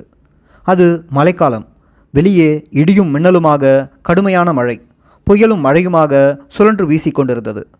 கதவை சாத்தி சென்றதை கவனித்துவிட்டு உள்பக்கமாக திரும்பினால் என் எதிரே அந்த அதிகாரி. என் ஈரக்குழையே நடுங்கி போயிற்று. அத்தியாயம் 13. என் கருவை கலைத்து. என் எதிரே இருந்த அந்த அதிகாரியை கண்டாலே நான் மிரண்டு போவேன். சுழற்சி முறையில் ஏற்கனவே என்னை விசாரித்தவர்தான். கம்பீரமான அந்த ஐபிஎஸ் முத்திரைக்குள் இருந்து கொண்டு அவ்வளவு மட்டமாக கொச்சையாக விசாரிக்கக்கூடியவர். இன்று என்னாகப் போகிறதோ என்று கிடுகிடுத்தபடியே நின்றிருந்தேன். எதையும் பேசவில்லை. ஏளனமாக ஒரு சிரிப்பு. தப்பிச்சிட்டேன்னு பார்க்குறியா? எல்லா நேரத்திலையும் அப்படி தப்பிச்சு கொண்டே இருக்க முடியாது. அது மட்டும் நடந்திருந்தால் இப்போது உன்னுடைய நிலைமையே மாறிவிட்டிருக்கும். இவ்வளவு தூரம் உன்னை திரும்ப திரும்ப விசாரிக்க வேண்டியிருக்காது. உன்னோட விதி இப்படி என்கிட்ட வந்து மாட்டியிருக்க என்றபடி ஒரு அமைதியான சிரிப்பை வெளியிட்டார். அந்த அதிகாரியின் ரகமே அப்படித்தான். அதிர்ந்து மிரட்டியெல்லாம் பேச மாட்டார். ஆனால் விசாரணை செய்யும் விதம் மோசமானதாக இருக்கும். அந்த அதிகாரி நான் தப்பிவிட்டதாக சொன்னாரே, அந்த அவமானத்தை என்னவென்று கூறிவிடுகிறேன். அது அடையாறு மல்லிகை கட்டிடத்தில் நடந்த விசாரணைதான். அதனால் பூந்தமல்லி சிறையில் நடப்பதை அப்படியே சற்று நிறுத்திவிட்டு மீண்டும் அடையாறு மல்லிகை கட்டிடத்திற்கு திரும்புவோம். உலகின் மிகப்பெரிய ஜனநாயக நாட்டினுடைய புலனாய்வு அமைப்பு எவ்வளவு சுதந்திரமாகவா விசாரணையை நடத்தினார்கள் என்பதை இன்னும் வெளிச்சம் போட்டு காட்டுகிறேன். அன்றும் இப்படித்தான் விசாரிக்க வந்திருந்தார் இந்த அதிகாரி. முதலில் ஏன் கொலை நடந்தது, நீங்கள் ஏன் அங்கு சென்றீர்கள் என்று விசாரணை தொடங்கினார். அதன்பின் எல்லாரையும் போலவே எனக்கும் என் கணவருக்குமான உறவு எப்படி ஏற்பட்டது, அதன் பிறகு என்னவெல்லாம் சதித்திட்டத்தில் ஈடுபட்டோம் என்பதையெல்லாம் கூற வேண்டும் என நல்லவிதமாகவே சொன்னார். நானும் வழக்கம் போல் தொடக்கத்திலிருந்து கூறத் தொடங்கினேன். அந்த அதிகாரி மிக அமைதியாக என்னையே பார்த்தபடி மிக நல்லவர் போல் கேட்டுக்கொண்டிருந்தார். எனக்கு வியப்பாக இருந்தது. ஒரு அரை மணி நேரம் தாண்டி இருக்கும், அவ்வளவுதான். இந்த வேதாளமும் முருங்கை மரம் ஏறிக்கொண்டது. இந்த வேதாளம் அடிப்பதில்லை, மிரட்டுவதில்லை, ஆனால் முழுக்க முழுக்க உளவியல் தாக்குதல் தான். அடி உதையை விட இதுதான் கொடுமையானது. நாவினால் சுட்டவிடு என்று வள்ளுவர் சொன்னாரே, அப்படியானது. எல்லாமும் நல்லபடியாக தான் சொல்கிறம்மா, ஆனால் நீ எத்தனை பேர்கிட்ட படுத்த அதை மட்டும் சொல்ல மாட்டேங்கிறியே, ஏன்? இந்த பையனை மட்டும்தான் லவ் பண்ணுறியா, வேற? இந்த கேள்விகளை இன்னும் கொச்சையாக கேட்டால் எப்படி இருக்கும்? அப்படிதான் இருந்தது அவரது விசாரணை. அப்படியான கேள்விகள் என்னை அடித்து சாய்த்துவிடும், நிலைக்குலையச் செய்யும். தொடர்ந்து நிற்க முடியாமல் மயங்கி விழுவேன். ஒன்றும் பரவாயில்லை என்றபடியே முகத்தில் குளிர்ந்த நீரை அடித்து எழுப்பி உட்கார வைப்பார். அதற்கு மட்டும் உதவியாளர்களை அழைத்து கொள்வார். ஒரு IPS அதிகாரி இவ்வளவு கீழ்த்தரமாகவா பேசுவார் என்று நான் மலைத்து போய் பார்த்திருந்தேன் மிரட்சியோடு. சரிம்மா, நீயும் முருகனும் சந்தித்து கொண்டீர்களே, அப்போது ஒன்றுமே செய்து கொள்ளவில்லையா என்பார். தயங்கி தயங்கி மௌனமாக இருந்தால், அப்போ முருகன் கூட நீ படுக்கவே இல்லை, கரெக்டு தானே? உன் வயிற்றில் இருக்கிற குழந்தைக்கு அவன் அப்பா இல்லை, சரிதானே? உங்கள் கூட்டத்தில் வேற ஒருத்தனுக்கா அந்த குழந்தை, சிவராசனுக்கா என்று இன்னும் மோசமாக எல்லாம் விசாரித்தார். அந்த நேரம் என்னிடம் சைனடு குப்பி இருந்திருந்தால் அதிகம் கூட வேண்டாம், முகத்தில் கொத்தாக எச்சிலை துப்பி எதிர்ப்பு தெரிவித்துவிட்டு நஞ்சு கடித்து இறந்து போயிருப்பேன். மனமும் அப்படித்தான் துடித்து கொண்டிருந்தது. அந்த அதிகாரியின் விசாரணையை விட மரணம் மேலானது என 1000 முறை அடித்துச் சொல்வேன். அவ்வளவு குரூரமான வார்த்தைகள். ஆனாலும் நான் என் நிலையில் உறுதியாக இருந்தேன். என் கையால் என் உயிரை, கணவரை பலியாக்க மாட்டேன், அது கூடாது என்பதில் உறுதியாக இருந்துவிட்டேன். அதற்கு மரணம்தான் தண்டனை என்றால் பரவாயில்லை, அதையே ஏற்றுக்கொள்கிறேன் என இருந்துவிட்டேன். அந்த அதிகாரியும் சளைக்கவில்லை. சிரித்தபடியே எழுந்து எதையோ தேடி எடுத்து வந்து அங்கிருந்த வீடியோ டேப்பில் போட்டார். வீடியோ படம் ஓடியது. அதை பார்த்தபடியே நின்றிருந்தவர் குறிப்பிட்ட இடம் வந்ததும் அப்படியே நிறுத்திவிட்டு என்னை பார்த்தார். அந்த வீடியோ கேசட் விடுதலை புலிகள் பற்றியது. அவர்களின் பயிற்சி மற்றும் பல்வேறு நிகழ்ச்சிகளை உள்ளடக்கியிருந்தது. அதில் என்னை மாதிரியே ஒரு பெண் இருந்தார். அந்த பெண்மணியை காட்டி, நீதானே அந்த பெண், உண்மையை மறைக்காமல் சொல்லணும். நீ இலங்கைக்கு எப்போ சென்றாய், புலிகளிடம் எத்தனை மாதம் பயிற்சி எடுத்தாய் என்று திரும்பி திரும்பி கேட்டுக்கொண்டிருந்தார். நான் அவள் இல்லை சார், நான் இலங்கைக்கு போனதே இல்லை என்று எவ்வளவோ கதறிவிட்டேன். இல்லை இல்லை, நீ படகில் போய் அங்கே தங்கியிருந்து பயிற்சி எடுத்திருக்கிறாய், படகில் போனதற்கான ஆதாரங்கள், சாட்சியங்கள் எல்லாம் இருக்கிறது என்று ஒரேடியாக அடித்தார். எனக்கு பகீரென்றாகிவிட்டது. என்னடா இது, இப்பவே இந்த கதிக்கு ஆளாயிருக்கேன், தெரியாமல் உதவி செய்ய போய் இப்படி சிக்கியிருக்கேன். இதில் நான் யாழ்ப்பாணத்திற்கு போய் பயிற்சி எடுத்ததாய் வேறு இந்த அதிகாரி சொல்கிறாரே, என்னாக போகிறதோ, கதையை எங்கு கொண்டு போய் முடிக்கப் போகிறார்களோ என கதிகலங்கி நின்றேன். இரவு முழுக்க என்னை தூங்க விடாமல் அந்த வீடியோ கேசட்டுகளை காட்டி கேள்வி மேல் கேள்வி கேட்டார். அந்த வீடியோ கேசட் எல்லாம் எப்படி கிடைத்தது என்பதே தனி கதை. சுருக்கமாகவே சொல்கிறேன். அந்த நாட்களில் விடுதலை புலிகளின் ஆவண காப்பகம் தமிழகத்தில்தான் இயங்கி வந்தது. வீடியோ, ஆடியோ உள்ளிட்ட முக்கிய ஆவணங்கள் அனைத்தையும் ஒரே இடத்தில் வைக்காமல் வேறு வேறு இடத்தில் வைத்திருந்தார்கள். அந்த காலகட்டத்தில் மத்திய மாநில அரசுகள் அனைத்து ஈழப்போராளி இயக்கங்களையும் ஆதரித்து ஆதரவு கொடுத்து வைத்திருந்தது. அதனால் முக்கிய ஆவணங்களை எல்லாம் இங்கேயே வைத்திருந்தார்கள். ரகசியமாக பாதுகாக்கப்பட்ட அந்த ஆவண பாதுகாப்பு மையம் அப்போது இங்கே இருந்த பேபி சுப்பிரமணியம் பொறுப்பில் இருந்தது. அவர் யாழ்ப்பாணம் சென்றுவிட்ட பிறகு அடுத்த பொறுப்பாளராக முத்துராஜா இருந்தார். அவருக்கு அடுத்து தமிழகத்தைச் சேர்ந்த ஒருவரிடம் அந்த பொறுப்பை கொடுத்திருந்தார்கள். புத்திசாலித்தனமாக யோசித்த அந்த புதியவர் மொத்த ஆவணங்களையும் கொண்டு போய் செங்கல்பட்டில் ஒரே இடத்தில் வைத்திருந்தார். விசாரணையில் நல்ல பெயர் எடுக்க வேண்டும் என்று ஆவணங்களை பற்றி கூறிவிட சிபிஐயிடம் மொத்தமாக சிக்கிக்கொண்டது. ஒரு லாரி நிறைய அந்த ஆவணங்களை வாரிக்கொண்டு வந்து விட்டார்கள். அதில்தான் சிவராசன், சுபா, தனு, ஆதிரை உள்ளிட்ட பலரும் இருந்த வீடியோ கேசட்டுகள் சிக்கியது. மேலும் பல ஏராளமான ஆவணங்களும் சிபிஐயினருக்கு கிடைத்திருந்தது. அதில் ஒரு வீடியோவை காட்டித்தான் இப்போது என் உயிரை வாங்கி கொண்டிருக்கிறார்கள். பின் நாட்களில் புத்தகம் எழுதிய புலனாய்வு அதிகாரிகள் யாரும் இந்த ஆவணங்கள் சிக்கியது எப்படி என்பதை மட்டும் எழுதாமலே விட்ட ரகசியம்தான் தெரியவில்லை. இதுவெல்லாம் எனக்கு பின்னாட்களில்தான் தாமதமாக தெரிய வந்தது. உண்மையில் அந்த வீடியோவில் இருந்தது நான் அல்ல, என்னைப் போலவே தோற்றமளித்த வேறொரு பெண் என்பது அந்த அதிகாரிக்கும் நன்றாக தெரியும். என்னை விசாரித்த அதிகாரிகளில் பலருக்கும் உண்மை தெரியும். அதாவது நான் நிரபராதிதான், ஈழத்தமிழனை காதலித்த ஒரே பாவத்திற்காக சிக்கிக் கொண்டிருக்கின்றேன் என்பது பலருக்கும் தெரிந்திருந்தது. அவரவர் மேலதிகாரிகளுக்கு பயந்து வெளியில் சொல்ல தயங்கிக் கொண்டிருந்தார்கள். அப்படி இருக்க இந்த அதிகாரி புதிய குண்டை வீசுகிறாரே என திணறிப்போனேன். எப்படியாவது என்னை சிக்க வைக்க வேண்டும், அதற்கு ஏதாவது ஒரு கதையை சொல்லி என்னை அச்சுறுத்த வேண்டும், அப்படியாவது நான் அவர்கள் சொல்வதைப் போல் கேட்பதாக ஒப்புக்கொள்ள வேண்டும் என்ற நோக்கத்தோடு அவர்கள் காய் நகர்த்தி கொண்டிருந்தார்கள். வழக்கம் போல் நான் உறுதியாக நின்று விட்டிருந்தேன். பொழுது விடிந்து கொண்டிருந்தது. அந்த அதிகாரி சிரித்தபடியே எழுந்தார். விசாரணை முடிந்துவிட்டது என நினைத்துவிட வேண்டாம், மீண்டும் நான் வருவேன் என்று கூறிவிட்டு போனார். அப்படி போனவர் சக அதிகாரிகளுடன் விவாதித்திருக்கிறார். அதன் எதிரொலி அடுத்த நாள் மதியத்திற்கு மேல் தெரிந்தது. எப்படி விசாரித்தாலும் வழிக்கு வரமாட்டேங்கிறாளே, வேறு என்னத்தான் செய்ய வேண்டும் என ஒரு திட்டத்தை பேசியிருக்கிறார்கள். அது எனக்கு தெரியாது. வழக்கம் போல் சில நல்ல மனிதர்களால் ஏதோ ஒன்று நடக்கப் போகிறது, எச்சரிக்கையாக இருந்து கொள் என்று சைகை மட்டும் எனக்கு வந்தது. என்ன நடக்கப் போகிறதோ என நான் குழம்பி போயிருந்தேன். அன்றுதான் எனக்கு கடும் காய்ச்சல் வந்திருந்தது. மருந்து மாத்திரைகள் கொடுத்தார்கள். காய்ச்சல் குறையட்டுமே என்றுதான் மதியம் வரை விட்டு வைத்திருந்தார்கள். விசாரணைக்கு ஏதும் அழைக்கவில்லை. அதற்கு பதிலாக பரபரத்து கொண்டிருந்தார்கள். எனக்கு ஒன்றும் புரியவில்லை. குழப்பத்தோடு இருந்தேன். சிபிஐ எஸ்ஐடியில் பல நேர்மையான துணிச்சலான அதிகாரிகள் இருந்தார்கள்.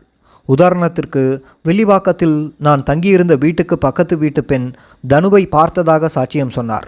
அவ்வாறு சொன்னபோது இந்த தண்ணீர் குழாயில்தான் அரைகுறை துணியுடன் குளிப்பாள், பார்க்கவே முடியாது என ஏகத்திற்கும் ஒரு நடத்தை சரியில்லாத பெண் என்ற வகையில் அவர் சாட்சியம் சொல்ல, அந்த சிபிஐ எஸ்ஐடி அதிகாரி மிக கடுப்பாகி அந்த பெண் சாட்சியத்தை திட்டிவிட்டு சாட்சியத்தினை பதிவு செய்யாது வந்துவிட்டார். அந்த பெண்ணின் சாட்சியத்தினை தான் பதிவு செய்ய மாட்டேன் என்றும் மறுத்துவிட்டார். பிறகு வேறு அதிகாரி போய் அந்த பெண்ணின் சாட்சியத்தினை பதிவு செய்து வந்தார். அவ்வாறு மறுத்த அதிகாரி உண்மையில் மிக கோபத்தில் சகிக்க முடியாது நடந்த விடயத்தினை எம்மிடமே சொன்னார்.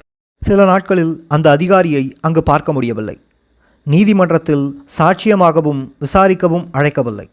இப்படி பல அதிகாரிகள் இருந்தார்கள்.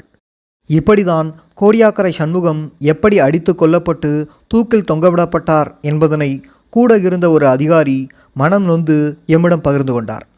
ஆனால் அந்த சண்முகம் தற்கொலை செய்து கொண்டார் என மருத்துவ ஆவணங்களும் சாட்சியங்களும் நீதிமன்றத்தில் தந்தார்கள். வெளியுலகை நம்ப வைத்தார்கள். அந்த உண்மையினை வெளிக்கொண்டு வர போராடிய வழக்கறிஞர் வீரசேகரனை பத்மநாபா வழக்கில் தடா சட்டத்தின் கீழ் கைது செய்து அடைத்தார்கள். இவைகள் எல்லாம் சிபிஐ எஸ்ஐடியினர் இந்த வழக்கில் நடந்து கொண்ட அநீதியான முறைகேடான செயல்களுக்கு ஒரு உதாரணம்தான். இன்னும் ஏராளம் உள்ளன. சற்று நேரத்திற்கெல்லாம் என்னை அழைத்து கொண்டு வெளியே வந்தார்கள். எதையும் சொல்லவில்லை. அடிக்கடி காய்ச்சல் வருகிறது, உடல் பலவீனப்பட்டிருக்கிறது, என்னவென்று சோதிக்க வேண்டும் என்று தகவலை சொல்லி வாகனத்தில் தள்ளினார்கள். அப்போதும் என் கை கால்களில் விலங்கிட்டு சங்கிலியால் தான் பிடித்திருந்தார்கள். நான் ஓடிவிட்டால்? அந்த வாகனம் எங்கெங்கோ சுற்றி கொண்டு அடையாறு பகுதியில் உள்ள நவீன மருத்துவமனைக்கு சென்றது. அங்குள்ள ஒரு பெண் மருத்துவரிடம் முன்கூட்டியே நேரம் கேட்டு வைத்திருந்தார்கள். அதாவது எனக்கு உடல் ரீதியாக பிரச்சனை இருக்கிறது, பலவீனமாக இருக்கின்றேன். இந்த நிலையில் குழந்தையை பெற்றுக்கொள்ள முடியாது. அப்படியே பெற்றுக்கொண்டாலும் குழந்தை நன்றாக இருக்காது. அதனால் கருவை கலைத்து விடுங்கள் என நான் மன்றாடி கேட்டுக்கொண்டதாகவும் அதன் பேரில் அவர்களும் இறக்கப்பட்டு மருத்துவமனைக்கு அழைத்து வந்திருப்பதாகவும் ஒரு கதையை உருவாக்கி வைத்திருந்தார்கள். அது தெரியாமலே நான் அவர்கள் பின்னால் நடந்து கொண்டிருந்தேன். கடைசியாக ஒரு பெண் மருத்துவரின் வரவேற்பறையில் நிறுத்தி வைக்கப்பட்டேன். அங்கே என் வருகையை முன்னிட்டு மற்றவர்களுக்கு நேரம் கொடுக்காமல் தவிர்த்திருந்தார்கள். எனக்கு முன்பாக ஒரு சிபிஐ அதிகாரி உள்ளே பேசிவிட்டு வெளியே வந்து சைகையை காட்ட நான் மருத்துவரின் முன்பாக நிறுத்தப்பட்டேன். சிறிது நேரம் அந்த பெண் மருத்துவர் பொதுவாக விசாரித்தார். பிறகு மற்றவர்களை வெளியே இருக்கச் சொல்லிவிட்டு என்னை சோதிப்பதற்காக ஒரு மருத்துவரிடம் போகச் சொன்னார். அங்கிருந்த படுக்கையில் நான் படுத்துக்கொண்டேன். உடலையெல்லாம் பார்வையிட்டவரின் முகம் மாறத் தொடங்கியது. நிறைய இடங்களில் அடித்த காயமும் தழும்புமாக இருந்தது. அது மட்டுமல்ல, என் கை கால்களை விலங்கிட்டிருந்தார்களே, அந்த இடமெல்லாம் சீலும் இரத்தமுமாக புண்ணாக இருந்தது. அவருக்கு மேலும் முகம் சுருங்கி போனது. ஆனாலும் அதை பற்றி கேட்காமல் என் உடலை சோதித்து, கரு நன்றாக வளர்ந்து விட்டதுமா, காலம் கடந்து விட்டது, இப்போது ஆப்ரேஷன் செய்தால் உன் உயிருக்கும் ஆபத்து வந்துவிடும். என்ன படிச்சிருக்க, இதெல்லாம் உனக்கு தெரியாதா, ஏன் ஆப்ரேஷன் பண்ணணும்னு சொல்கிற என யதார்த்தமாக கேட்டார். இதுதான் சரியான தருணம் என்று நான் அவர் கைகளை காலாக நினைத்து பிடித்து கொண்டு அழுதபடியே நடந்தவற்றை, நடந்து கொண்டிருப்பதை எல்லாமும் ஒன்றுவிடாமல் சரசரவென ஆங்கிலத்தில் உருக்கமாக கூறி முடித்துவிட்டேன். அவருக்கு முகமெல்லாம் வேர்த்துவிட்டது. முகம் மேலும் வெளிரி போய்விட்டது. கை கால்களில் இருந்த காயங்களை பற்றி கேட்டார். இப்படியாக விலங்கிட்டு பூட்டி மேலும் ஒரு சங்கிலியால் என்னை கட்டி வைத்திருப்பார்கள் மேடம். 24 மணி நேரமும் அது இருக்கும். அந்த காயம்தான் இது என்று அழுததோடு, மேடம், இந்த குழந்தைக்காகத்தான் நான் இவ்வளவு கொடுமைகளையும் தாங்கிக் கொண்டிருக்கிறேன். தயவு செய்து கலைத்து விடாதீர்கள் என இரு கரங்களையும் கூப்பி அழுது வேண்டினேன். அதற்கு மேல் அந்த பெண் மருத்துவர் என்னிடம் நிற்கவில்லை, பேசவும் இல்லை. முகத்தை என்னவோ போல் வைத்து கொண்டிருந்தார். போய் அவரது இருக்கையில் அமர்ந்து கொண்டு வெளியே நின்றிருந்த அதிகாரியை அழைத்தார். முதலில் ஒன்றை கூறிவிடுகிறேன். இந்த பெண்ணின் கருவை கலைப்பதற்கான காலக்கெடு தாண்டிவிட்டது. இதற்கு மேலெல்லாம் கருவை கலைப்பது டேஞ்சர். அடுத்தது, அந்த பெண்ணின் உடல்நிலை மிக பலவீனமாக இருக்கிறது. ஆபரேஷன் செய்தால் பிழைப்பதற்கு வாய்ப்பில்லை. அவரது உயிருக்கு உத்தரவாதம் தர முடியாது என்று விளக்கி கொண்டிருக்கும் போதே அந்த அதிகாரிக்கு ஏறிக்கொண்டது. இல்லைங்க மேடம், இது மிக முக்கியமான கேஸ். மொத்த ரகசியமும் இவளிடம்தான் இருக்கிறது. ஒத்துழைக்க மாட்டேங்கிறாள். அதற்கு காரணம் இந்த கருதான். இதை எடுத்துவிட்டால் எங்களுக்கு எளிதாக வழி கிடைத்துவிடும். தொடர்ந்து நாங்கள் விசாரிக்க வேண்டும். இது சென்சிட்டிவான கேஸ். இன்வெஸ்டிகேஷன் செய்ய முடியாமல் பிரேக் ஆகி நிற்கக்கூடாது. ப்ளீஸ் புரிந்து கொள்ளுங்கள் என்று வாதாடினார். அந்த மருத்துவருக்கு கோபம் கண்களில் தெரித்தது. ப்ளீஸ் சார், புரிந்து கொள்ளுங்கள். என்னால் அப்படி செய்ய முடியாது. ஒரே நேரத்தில் 2 கொலையை செய்வதாக மாறிவிடும். தெரியாமல் நடப்பது வேறு, தெரிந்தே செய்வது கொலை. நான் அதற்கு தயாராக இல்லை. என் மருத்துவ படிப்பை தரம் குறைந்ததாக நினைக்கவில்லை என்று ஆங்கிலத்தில் கூறிக்கொண்டிருந்தார். அந்த அதிகாரி விடுவதாக இல்லை. அவரிடம் பதற்றம் அதிகமாகி இருந்தது. மேடம், நீங்கள் சரியாக புரிந்து கொள்ளவில்லை என நினைக்கின்றேன். நாங்கள் இதை விரும்பி செய்யவில்லை. இந்த வழக்கோட தன்மை அப்படி செய்ய வைக்கின்றது. அதனால்தான் அழுத்தம் கொடுக்கின்றோம் என தொடர்ந்தார். அதற்கு மேலும் அந்த மருத்துவர் பேச விரும்பவில்லை என்பதைப் போல் தோலை குலுக்கிவிட்டு, நான் தான் என்றில்லை, நீங்கள் வேறு யாரிடம் அழைத்துச் சென்றாலும் இந்த பதிலைத்தான் கூறுவார்கள். ஒரு பெண்ணிற்கான கரு எப்படி வளரும், எதற்குள்ளாக ஆபரேஷன் செய்யலாம், அதற்கு மேல் போனால் என்ன ஆகும் என்றெல்லாம் தெரிந்தவர்களுக்குத்தான் இதன் விபரீதம் புரியும். வீண் முயற்சியை எடுக்காதீர்கள். குழந்தை நன்றாக வளர்ந்து விட்டிருக்கிறது. கை வைத்தால் 2 உயிருக்குமே சிக்கல்தான் என்றபடியே எழுந்து கொண்டார். தொடர்ந்து உங்களிடம் பேச விரும்பவில்லை என்ற பொருளில். அதன் பிறகும் ஓரிரு நிமிடங்கள் கொஞ்சுவதும் மிஞ்சுவதுமான சின்ன விவாதம். ஒரு கட்டத்தில் அந்த பெண் மருத்துவர், சாரி, என்னால் முடியாது, ஓகே, நீங்கள் வேறு மருத்துவரை பார்த்து கொள்ளுங்கள், யாரிடம் போனாலும் இதைத்தான் சொல்வார்கள் என பேசிக்கொண்டிருந்தவர் திடீரென குரலை உயர்த்தி அந்த சிபிஐ அதிகாரியை எச்சரிக்க தொடங்கினார். ஒன்று செய்யுங்களேன், உங்கள் டிபார்ட்மெண்ட்லேயே ஒரு மருத்துவமனையை உருவாக்கி கொள்ளுங்களேன். அங்கிருப்பவர்கள் உங்களின் உத்தரவை ஏற்று செயல்பட வாய்ப்பிருக்கும் என கடுமையாக திட்டி, தயவு செய்து வெளியே சென்று விடுங்கள் என்றார் ஆங்கிலத்திலேயே. எனக்கு அந்த பெண் மருத்துவரின் துணிச்சலை காண பிரமிப்பாக இருந்தது. அந்த காலகட்டத்தில் சிபிஐ எல் என்றால் எண்ணெயாக நிற்கும் அதிகாரிகள்தான் இருந்தார்கள். அந்த பெண் மருத்துவர் துணிச்சலாக எதிர்கொள்கிறாரே, இப்படியுமா பேசுவார்கள் என்று அந்த சிபிஐ அதிகாரியின் முகம் ஏக கோபத்தில் இருந்ததை கவனித்தேன். அந்த கோபத்தை எல்லாம் என் மீதுதான் காட்டுவார்கள் என்பதையும் உணர்ந்திருந்தேன். மீண்டும் என்னை வாகனத்தில் ஏற்றி மல்லிகை கட்டடத்திற்கே அழைத்து வந்தார்கள். வழிநடுக ஒரே ஆபாச பேச்சுதான். அவரது ஆத்திரம் தீர தீர திட்டிக்கொண்டே வந்தார். அவரது முகத்தில் அவமான முத்திரை அப்பட்டமாக தெரிந்தது. இயற்கையோட, இறைவனோட படைப்பிற்கு யார் முடிவுரை எழுதிவிட முடியும்? முடிவுரையை அந்த அதிகாரி எழுத நினைத்தது எவ்வளவு பெரிய தவறு! எனக்கு அந்த பெண் மருத்துவர் யாரென்று தெரியாது. ஆனாலும் என் மனதில் தெய்வமாக நின்றுவிட்டார். அன்று அவர் துணிந்து கருக்கலைப்பை செய்திருந்தால் அந்த குழந்தை பிறந்து வளர்ந்து படித்து இன்று லண்டனில் ஒரு மருத்துவராக மாறியிருக்க முடியாது. நானும் இப்படி எழுதி கொண்டிருக்க மாட்டேன். இருவருமே செத்துப்போயிருப்போம். அதனால்தான் சொல்கிறேன், அந்த பெண் மருத்துவர் எனக்கு தெய்வமாக தோன்றினார். அந்த பெண் மருத்துவர் பெயர் என்ன, இப்போது எங்கே இருக்கிறார், என்ன செய்கிறார் என எதுவும் தெரியாது. ஆனால் இன்றும் நான் எனது தினசரி பிரார்த்தனையில் அவருக்காகவும் வேண்டிக் கொண்டு வருகிறேன். அவரும் அவரது குடும்பத்தாரும் நீடூடி வாழ வேண்டும் என்று கண்ணீர் கலந்து கரைந்து போகிறேன். என்னை மல்லிகை கட்டிடத்திற்குள் கொண்டு வந்து மீண்டும் அந்த இடத்திலேயே கட்டி போட்டார்கள். கையில் விலங்கோடு. இரவும் பகலும் தொடர்ச்சியாக இருந்த கைவிலங்கு ஏற்படுத்தியிருந்த புண்தான் அந்த பெண் மருத்துவரை என்ன என்று கேள்வி கேட்க வைத்தது. இந்த கைவிலங்கு தானே எனக்கு திருப்புமுனையாகி இருக்கிறது என்று நினைத்து கொண்டேன். அதன் பிறகு எனக்கு நடந்த விசாரணைகள் எல்லாம் மோசமாக தொடர்ந்தன. என் கணவருக்கு எதிராக என்னை அப்ரூவராக மாற்ற அவர்கள் எடுத்த இந்த முயற்சியும் தோற்றுவிட்டது. அவர்களுக்கு இருந்த வெறியுடன் இந்த கோபமும் ஏமாற்றமும் சேர்ந்து கொண்டது. குறிப்பாக நான் சாட்சி பிழை செய்துவிட்டேன், தவறு நடந்துவிட்டது, மனசாட்சி உறுத்துகிறது என்றெல்லாம் மீடியாக்களில் பேசிய அந்த அதிகாரி தியாகராஜன் தன் மனசாட்சியை கலற்றி வைத்துவிட்டு எப்படியெல்லாம் நடந்து கொண்டார் என்பதை இனிமேல்தான் சொல்லப்போகிறேன். எனது இந்த கண்ணீர் பதிவு அந்த அதிகாரியின் மனசாட்சியை கடைசி காலம் வரையிலும் எட்டி உதைத்தபடியே இருக்கும். என்னை, எனது குற்றச்சாட்டுகளை அவ்வளவு எளிதில் அவரால் புறம் தள்ளிவிட முடியாது. வெளியில் மறுத்தாலும் உள்ளுக்குள் புழுங்கிக் கொண்டு தான் இருக்க வேண்டும். என்றேனும் ஒரு நாள் அவர் மரணிப்பதற்குள் அதை உணர்ந்து கொள்வார். யானே அரசன் யானே கல்வன், மன்பதை காக்கும் தென்புலம் காவல், என் முதல் பிழைத்தது கெடுகவன் ஆயுள் என கண்ணகி நீதி முன்னே தோற்ற பாண்டிய மன்னனின் கண்ணீர் புலம்பலை போன்று இந்த அதிகாரியும் ஒரு நாள் தவறை உணர்வார். கல்லுக்குள்ளும் ஈரம் இருக்காதா என்ன? என்னதான் அதிகாரியாக விசாரித்தாலும் அவர் மனசாட்சியின் ஒரு ஓரத்தில் நான் அவருக்கு மகளாக, மகளை ஒத்த வயதானவளாகத்தான் ஒட்டி கொண்டிருக்கின்றேன். நான் நிரபராதி என்பது அவருக்கு நன்றாகவே தெரியும். பாவம், அவராக எதையும் செய்யவில்லை. மேலிருந்து வந்த உத்தரவைத்தான் அவர் செயற்படுத்தி கொண்டிருந்தார். அவர் மனசாட்சியை தூர எறிந்துவிட்டு போகட்டும். மல்லிகையில் நான் தப்பிவிட்டதாக சொன்ன கதை இந்த கருகலைப்பு தான். அது மட்டுமல்ல, இன்னொன்றும் இருக்கிறது.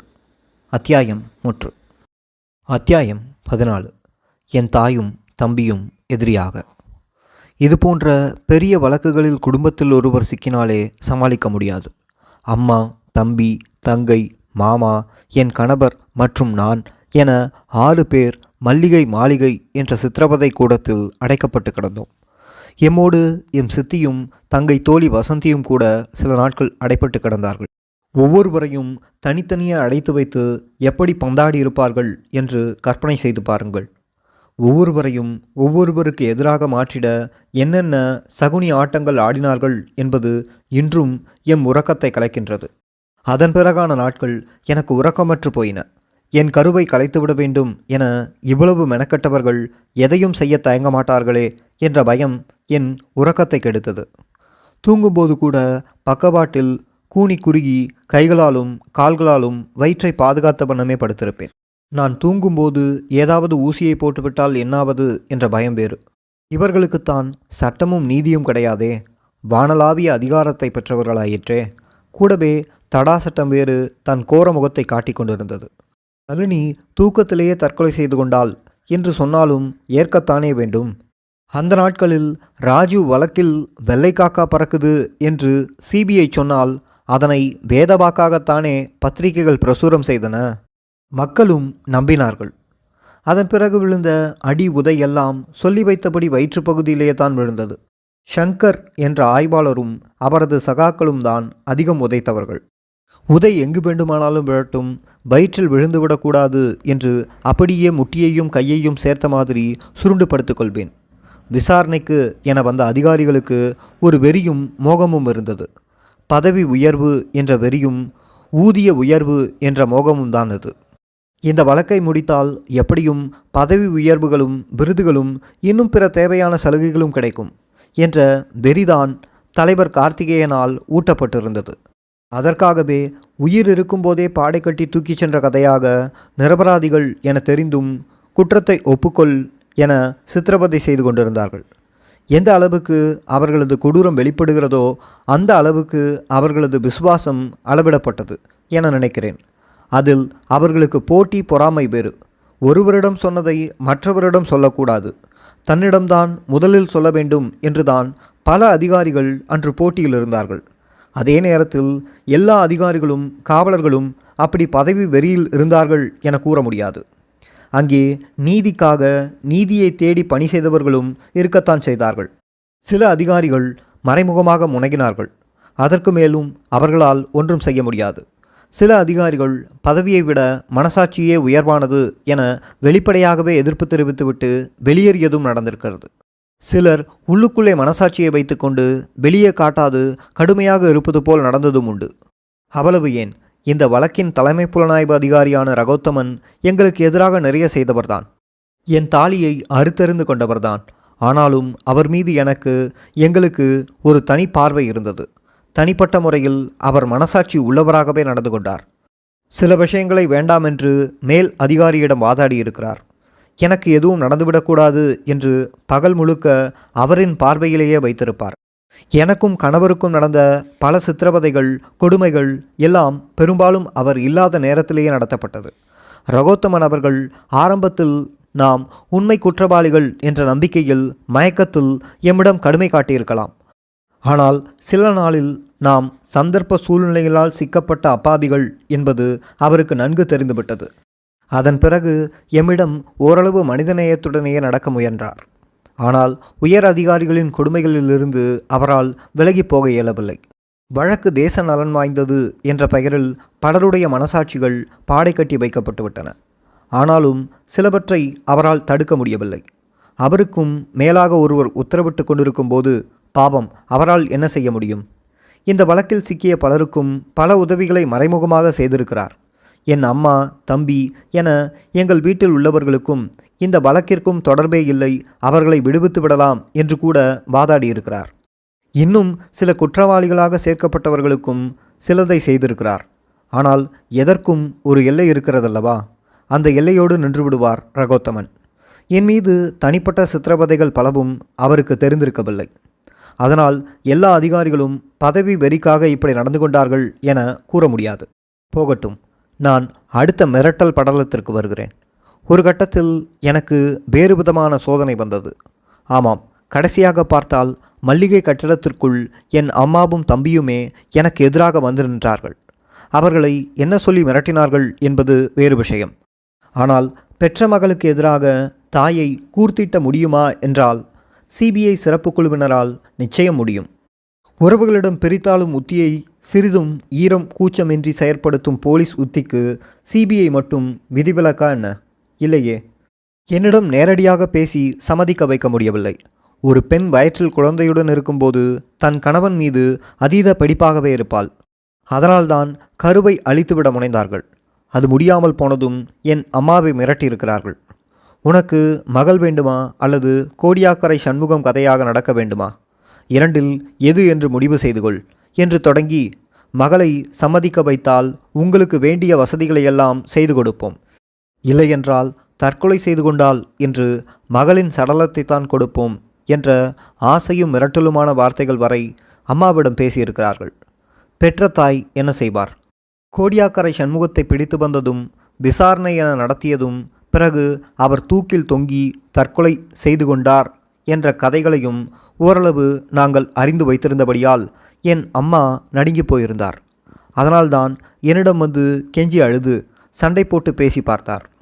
அவர்கள் சொல்லிக் கொடுத்ததையெல்லாம் பேசிக்கொண்டிருந்த என் அம்மாவிடம், எனக்கு மரணமே மேலானதம்மா, குழந்தையை கலைத்து விடுவதை விட, என் கணவரை ஒதுக்கிவிட்டு வருவதை விட நான் மரணத்தையே சந்தித்துவிட்டு போகிறேன்.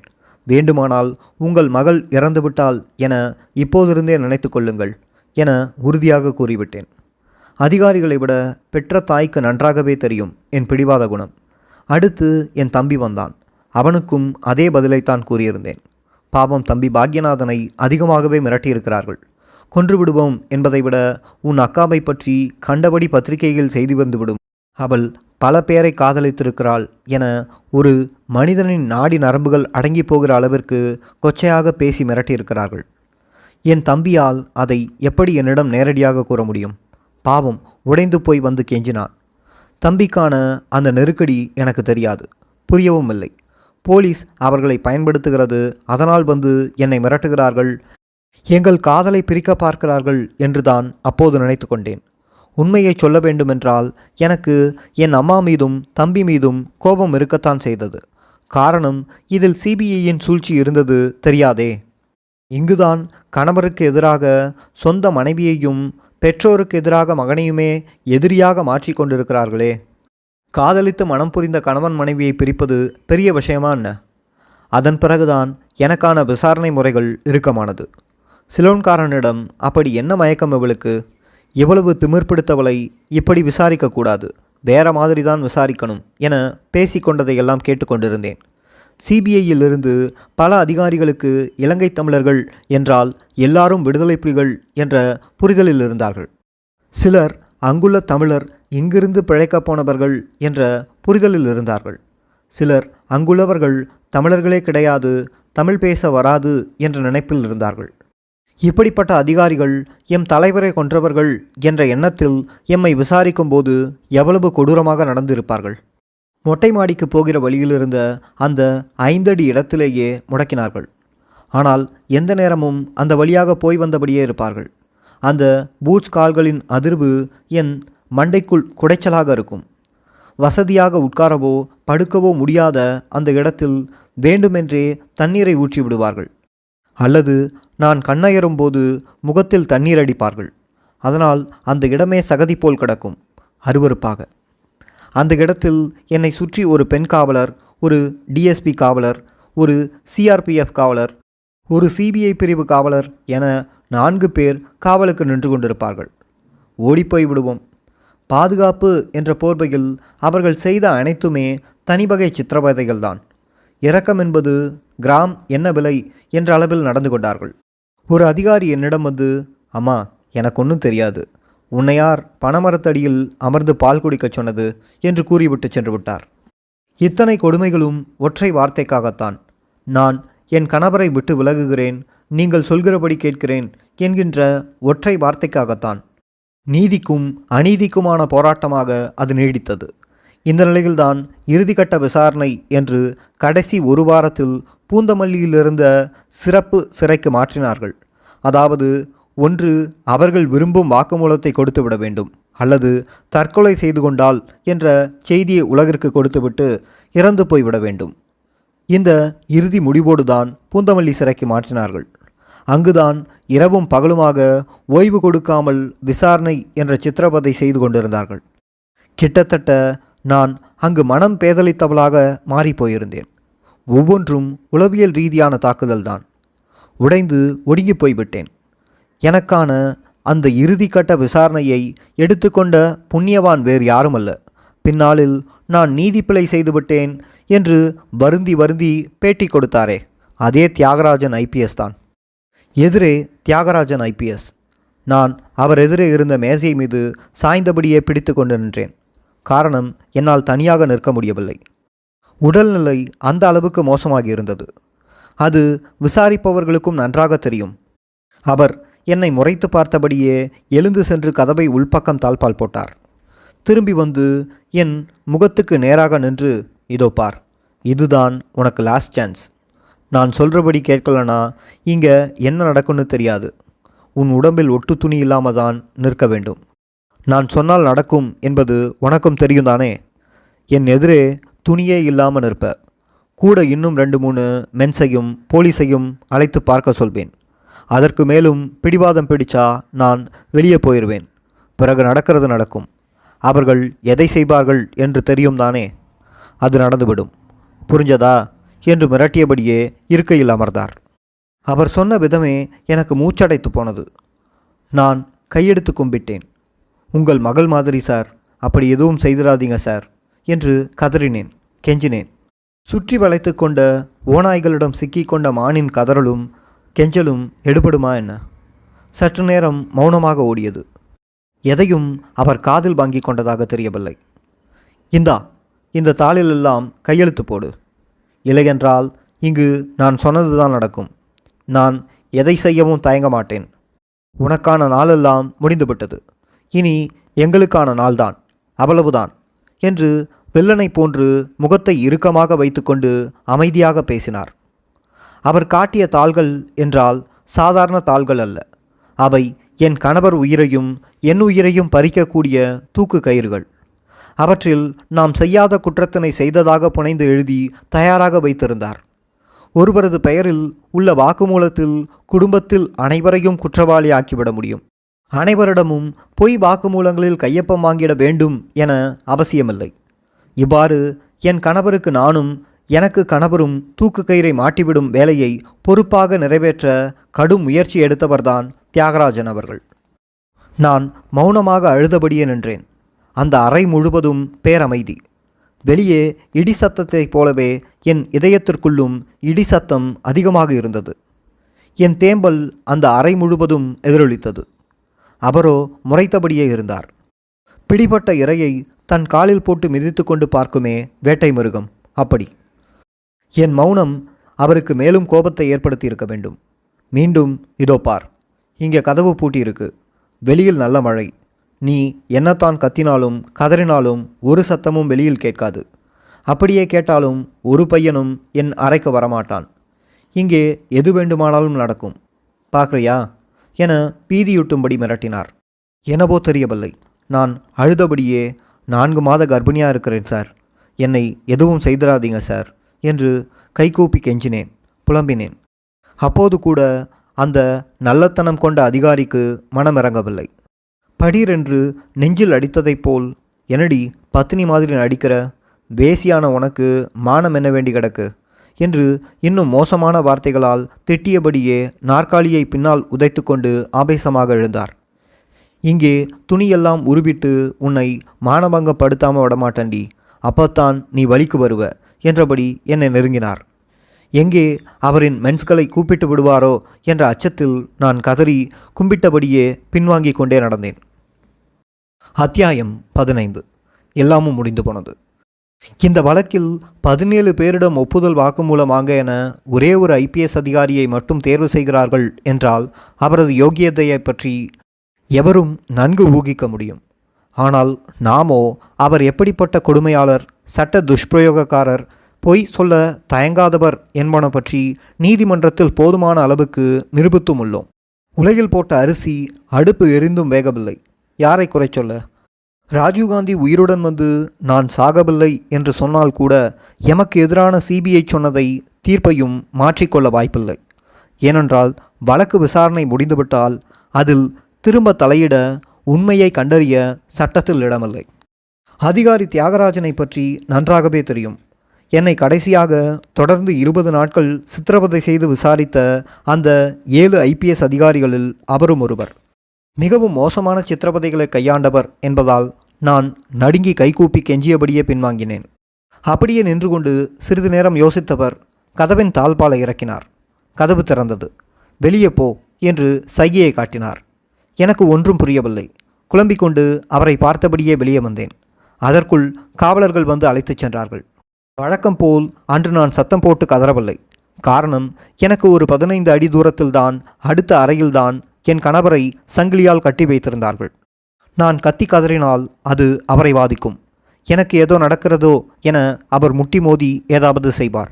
அது அவரது உயிருக்கே ஆபத்தாக முடியும் என்ற எண்ண ஓட்டமும் எனக்குள் இருந்தது. எனக்கென்று யார் இருக்கிறார்கள்? இருந்த உறவுகளும் எங்களுக்கு பகையாகி போனது. பெற்ற தாயும் விரோதியாகி நிற்கிறார். அப்போது எனக்கு அப்படி தோன்றியது, அவ்வளவுதான். இருக்கும் ஒரு ஆறுதல் என் கணவர்தான். அவரையும் இழக்க முடியுமா? என் உயிர் இருக்கும் வரை அவர் இருப்பார். அப்படி ஏதாகிலும் ஒன்று நடந்தால் அதன் பிறகு அவர் இருக்க மாட்டார். தன்னைத்தானே மாய்த்து கொள்வார். என்னை இழுத்துச் சென்றபோது ஒன்றுமே நடக்கவில்லை என்பதைப் போலத்தான் சாதாரணமாக அவரது அறையை கடந்து போகிறேன். அழைத்துச் சென்று அறையில் பூட்டி வைத்தார்கள்.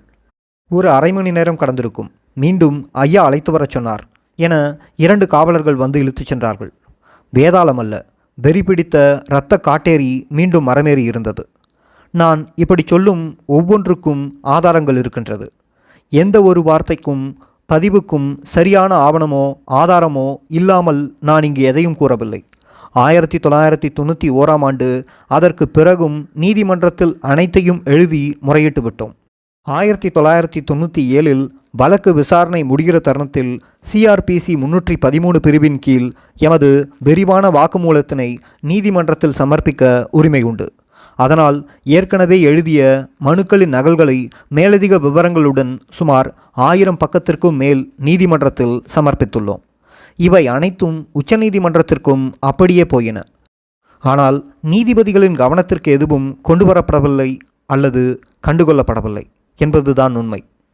அதன் பிறகு தமிழ்நாடு ஆளுநருக்கும் இந்திய ஜனாதிபதிக்கும் இந்திய அரசமைப்பு சட்டம் 161 மற்றும் 72வது சரத்துகளின் கீழ் நாம் அனுப்பிய சுமார் 800 பக்க மனுக்களில் இவைகளை எல்லாம் ஆதாரங்களுடன் குறிப்பிட்டுள்ளோம். அவற்றினை முழுமையாக படித்த ஒரே ஜனாதிபதி அப்துல் கலாம் அவர்களாகத்தான் இருப்பார். அதனால்தான் என் கணவர் உட்பட 3 மரண தண்டனை வேண்டாம் என்பதில் இறுதி வரை அவரது பதவிக்காலத்தில் உறுதியாக இருந்தார். பழைய குருடி கதவ திரடி கதையாக மீண்டும் முரண்டு பிடித்து கொண்டிருந்தார். அதே கொச்சையான வார்த்தைகள். உன் வயிற்றில் இருக்கும் குழந்தைக்கு அப்பன் யார், எத்தனை பேர் என்று பத்திரிகையிலெல்லாம் நார வேண்டுமா? துணி இல்லாமல் நின்று அவமானப்பட வேண்டுமா? சீக்கிரமாக முடிவை சொல், எனக்கு பேசிக்கொண்டிருப்பதற்கு நேரமில்லை என்று எழுந்தார். நான் நின்ற வாக்கிலேயே தொபுக்கென்று காலில் விழுந்து கதறினேன். நான் காலில் விழுந்து கதறுவது அவருக்கு மேலும் கோபத்தை ஏற்படுத்தியபடியே இருந்தது. என்னை கடந்து போய் கதவை தாழ்பால் போட்டுவிட்டு வந்து என் அருகில் முகத்திற்கு நேராக நின்று கொண்டார். நான் திரும்பவும் அவர் கால்களில் விழுந்தேன். அப்படி செய்வது அவருக்கு மேலும் கோபத்தை ஏற்படுத்தியது. இதோ பார், இதற்கு மேல் உனக்கு வாய்ப்பில்லை. கொடுத்த சந்தர்ப்பம் எல்லாமும் முடிந்துவிட்டது. எவ்வளவு கத்தி கதறுகிறாயோ கத்திக்கொள், அதை பற்றி எனக்கு கவலை இல்லை. ஒழுங்காக நான் சொல்கிறபடி ஒப்புக்கொள். பேசிக்கொண்டே அருகில் வர நான் கைகூப்பி கதறியபடி காலில் விழப்போனேன். பட்டென்று என் மார்பில் அடித்த வேகத்தோடு என் சுடிதார் துப்பட்டாவை அப்படியே பிடித்து இழுத்தார். நான் இப்படி செய்வார் என எதிர்பார்க்கவே இல்லை. அதிர்ச்சியில் உறைந்து நின்றேன். இது தொடக்கம்தான். பையன்கள் போலீஸ் காத்து கொண்டிருக்கிறார்கள். உன்னை நிர்வாணமாக்கிவிட்டு வெளியே போய்விடுவேன். பிறகு என்ன நடக்கும் புரிகிறதா என முறைத்தார். அவர் எதையும் செய்வார் என்பது எனக்கு நன்றாகவே தெரியும். அதை நினைத்தபடியே நான் தயங்கி மிரண்டு பார்த்தபடியே நின்றேன். மேலும் ஒரு அடி வந்து சுடிதார் துணி மீது கை வைத்து இழுத்தார். அது கிளியத் தொடங்கியது. இதற்கு மேலும் என்னால் நிற்க முடியவில்லை. எதையும் தாங்கிக் கொள்ளும் ஒரு பெண்ணால் தன் மானபங்கத்தை தாங்கிக் கொள்ள முடியாது. மகாபாரதத்தில் பாஞ்சாலியின் சேலையை துச்சாதனன் உருவியபோது அவளது மானத்தை காக்க வந்த கிருஷ்ணனைப் போன்று இந்த அப்பாவியின் கதறலுக்கு எந்த கிருஷ்ணனும் வரப்போவதில்லை என்பது நன்றாகவே தெரியும். இருந்த ஒரே ஒருவர் என் கணவர்தான். அவரையும் கைவிலங்கிட்டு சங்கிலியால் பிணைத்து வைத்திருக்கிறார்கள் எனும்போது என்ன செய்துவிட முடியும்? வேறு வழியின்றி படீரென விழுந்து விட்டேன். ஆமாம், ஒரேடியாக இருட்டறையில் விழுந்து விட்டேன். சார், வேண்டாம் சார், நீங்கள் சொல்கிறபடியெல்லாம் கேட்கிறேன் சார். ப்ளீஸ் சார், என்னை எதுவும் செய்திடாதீங்க, விட்டுடுங்க சார். நான் 4 மாத கர்ப்பமாக இருக்கிறேன். எதனையும் என் உடம்பும் வயிற்றில் உள்ள குழந்தையும் தாங்காது என்று 100 முறை சொல்லி கதறியபடியே அவரது காலில் விழுந்து விட்டேன். அப்படியே பார்த்து கொண்டிருந்தவர் பேசாமல் சென்று அவரது நாற்காலியில் அமர்ந்து கொண்டார்.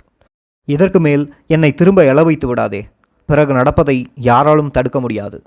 கணினியில் ஏற்கனவே தட்டச்சு செய்து வைத்திருந்த தாள்களை எல்லாம் எடுத்து அடிக்க வைத்து கொண்டு ஒவ்வொரு தாளாக எடுத்து அதில் என்ன எழுதப்பட்டிருந்ததோ அதை கைப்பட எழுதி கொண்டிருந்தார். அதில் உள்ளதை அப்படியே எழுதினால் முழுக்க முழுக்க அவர்களாகவே எழுதிய போலி வாக்குமூலமாக தெரிந்துவிடும் என நினைத்து அவ்வப்போது என்னிடமும் சில வார்த்தைகளை நிகழ்வுகளை கேட்டு அதை குறுக்கே சேர்த்து கொண்டு வந்தார். அதாவது பல பொய்களுக்கு மத்தியில் ஒரு உண்மையை போட்டு எழுதி வந்தால் மொத்தமாக உண்மை என்றாகிவிடும் என்பார்களே, அப்படி ஒரு யதார்த்தம் தெரிய வேண்டுமல்லவா? இதைத்தான் பொதுவான இசைந்து போதலுக்கு பின்பு பயன்படுத்தினார்கள். வாக்குமூலங்கள் பொதுவாக இசைந்து போனால் அவற்றினை எதிராக பயன்படுத்த முடியும் என்பது சட்டம். வாக்குமூலம் தயாரிக்கும் போதே எவ்வளவு சட்ட அறிவு பாருங்கள். எப்படியோ தடா சட்டப்படி ஒருவர் மனமுவந்து கொடுக்கும் ஒப்புதல் வாக்குமூலத்தை வைத்து மற்ற கைதிகளுக்கான தண்டனையையும் வாங்கி தர முடியும். இதுவும் எனக்கு அப்போது தெரியாது. அப்போது எங்களுக்கு எந்த வழக்கறிஞரின் ஆலோசனைகளும் கிடைக்கவில்லை. அறிவுபூர்வமான சிலருக்கு வழக்கறிஞரின் ஆலோசனைகள் எட்டியது. என்ன நடந்தாலும் சரி, தடா சட்டத்தின்படி வாக்குமூலத்தை கொடுக்காதீர்கள் என கூறியிருக்கிறார்கள். அப்படி அறிவுரையை பெற்றவர்களே ஒப்புதல் வாக்குமூலத்தை தவிர்க்கவே முடியாமல் கொடுத்துவிட்டு வந்திருக்கிறார்கள். அவர்களை சொல்லி குறையில்லை. ஒவ்வொருவரிடமும் சிபிஐ அப்படி சித்திரவதை செய்து வாக்குமூலத்தை வாங்கியிருந்தது என்றால் நானெல்லாம் சாதாரண ஆள்தானே, என்ன செய்ய முடியும்? தலையாட்டி கொண்டு நின்றிருந்தேன். தியாகராஜன் எழுதி கொண்டே இருப்பார். நிறுத்திவிட்டு அந்த இடத்தை பற்றி சொல்லு, அப்போது நீங்கள் அப்படி இருந்தீர்களா என கேட்பார். ஆமாம் என்றால் இரண்டையும் சேர்த்து எழுதி கொண்டு போவார். இப்படியாக 8/8/1991 அன்று அதிகாலை 2 மணி வரை என் வாக்குமூலத்தை அவர் கைப்பட பார்த்து பார்த்து எழுதி அதில் என்னுடைய கையொப்பத்தை பலவந்தப்படுத்தி பெற்றுக்கொண்டார் தியாகராஜன். ஒரு வார்த்தையை நான் மாற்றி எழுதிவிட்டேன், அதனால் நீதி பிழை செய்துவிட்டேன், என் மனசாட்சி உறுத்துகிறது என்று அழுது கண்ணீர் விட்ட அதே தியாகராஜன் தான் என்னுடைய மொத்த வாக்குமூலத்தையும் பொய்யும் புரட்டுமாகவே எழுதி கொண்டார். இதுதான் நடந்த உண்மை என்று என் கணவர் குழந்தை மீது கூட எந்த ஆலயத்திலும் கற்பூரமேற்றி சத்தியம் செய்ய முடியும். தியாகராஜன் அவர்களால் அப்படி இல்லை என்று மறுத்து சத்தியம் செய்ய முடியுமா? நிச்சயம் முடியாது. அவர் கடவுள் நம்பிக்கையுடையவர். அவரது மனசாட்சியை ஆண்டவன் முன்னால் முன்னுக்கு பின் முரணாக பேசும் சக்தி கொண்டவர் என நான் நம்பவில்லை. ஐயா தியாகராஜன் அவர்களே, என்னை நீங்களே சித்திரவதை செய்துவிட்டு யாரும் சித்திரவதை செய்யப்படவில்லை என்று பரிசோதித்து உறுதிப்படுத்தியதாக சான்றளித்து இருந்தீர்களே. என் கழுத்தில் தாலியை பார்க்கவில்லையா? காலில் மெட்டியை பார்க்கவில்லையா? நான் 4 மாத கர்ப்பமாக இருந்தது தெரியாதா? அப்படி இருக்க எல்லாவற்றையும் கேட்டு எழுதிய நீங்கள் என் கணவர் பெயரை ஏன் கேட்டு எழுதவில்லை? ஏன் செல்வி நளினி என எழுதி வைத்தீர்கள்? தயவு செய்து இதற்காவது பதில் சொல்லுங்கள். இந்த குற்றச்சாட்டை நான் ஆதாரங்களோடு தான் கூறுகிறேன்.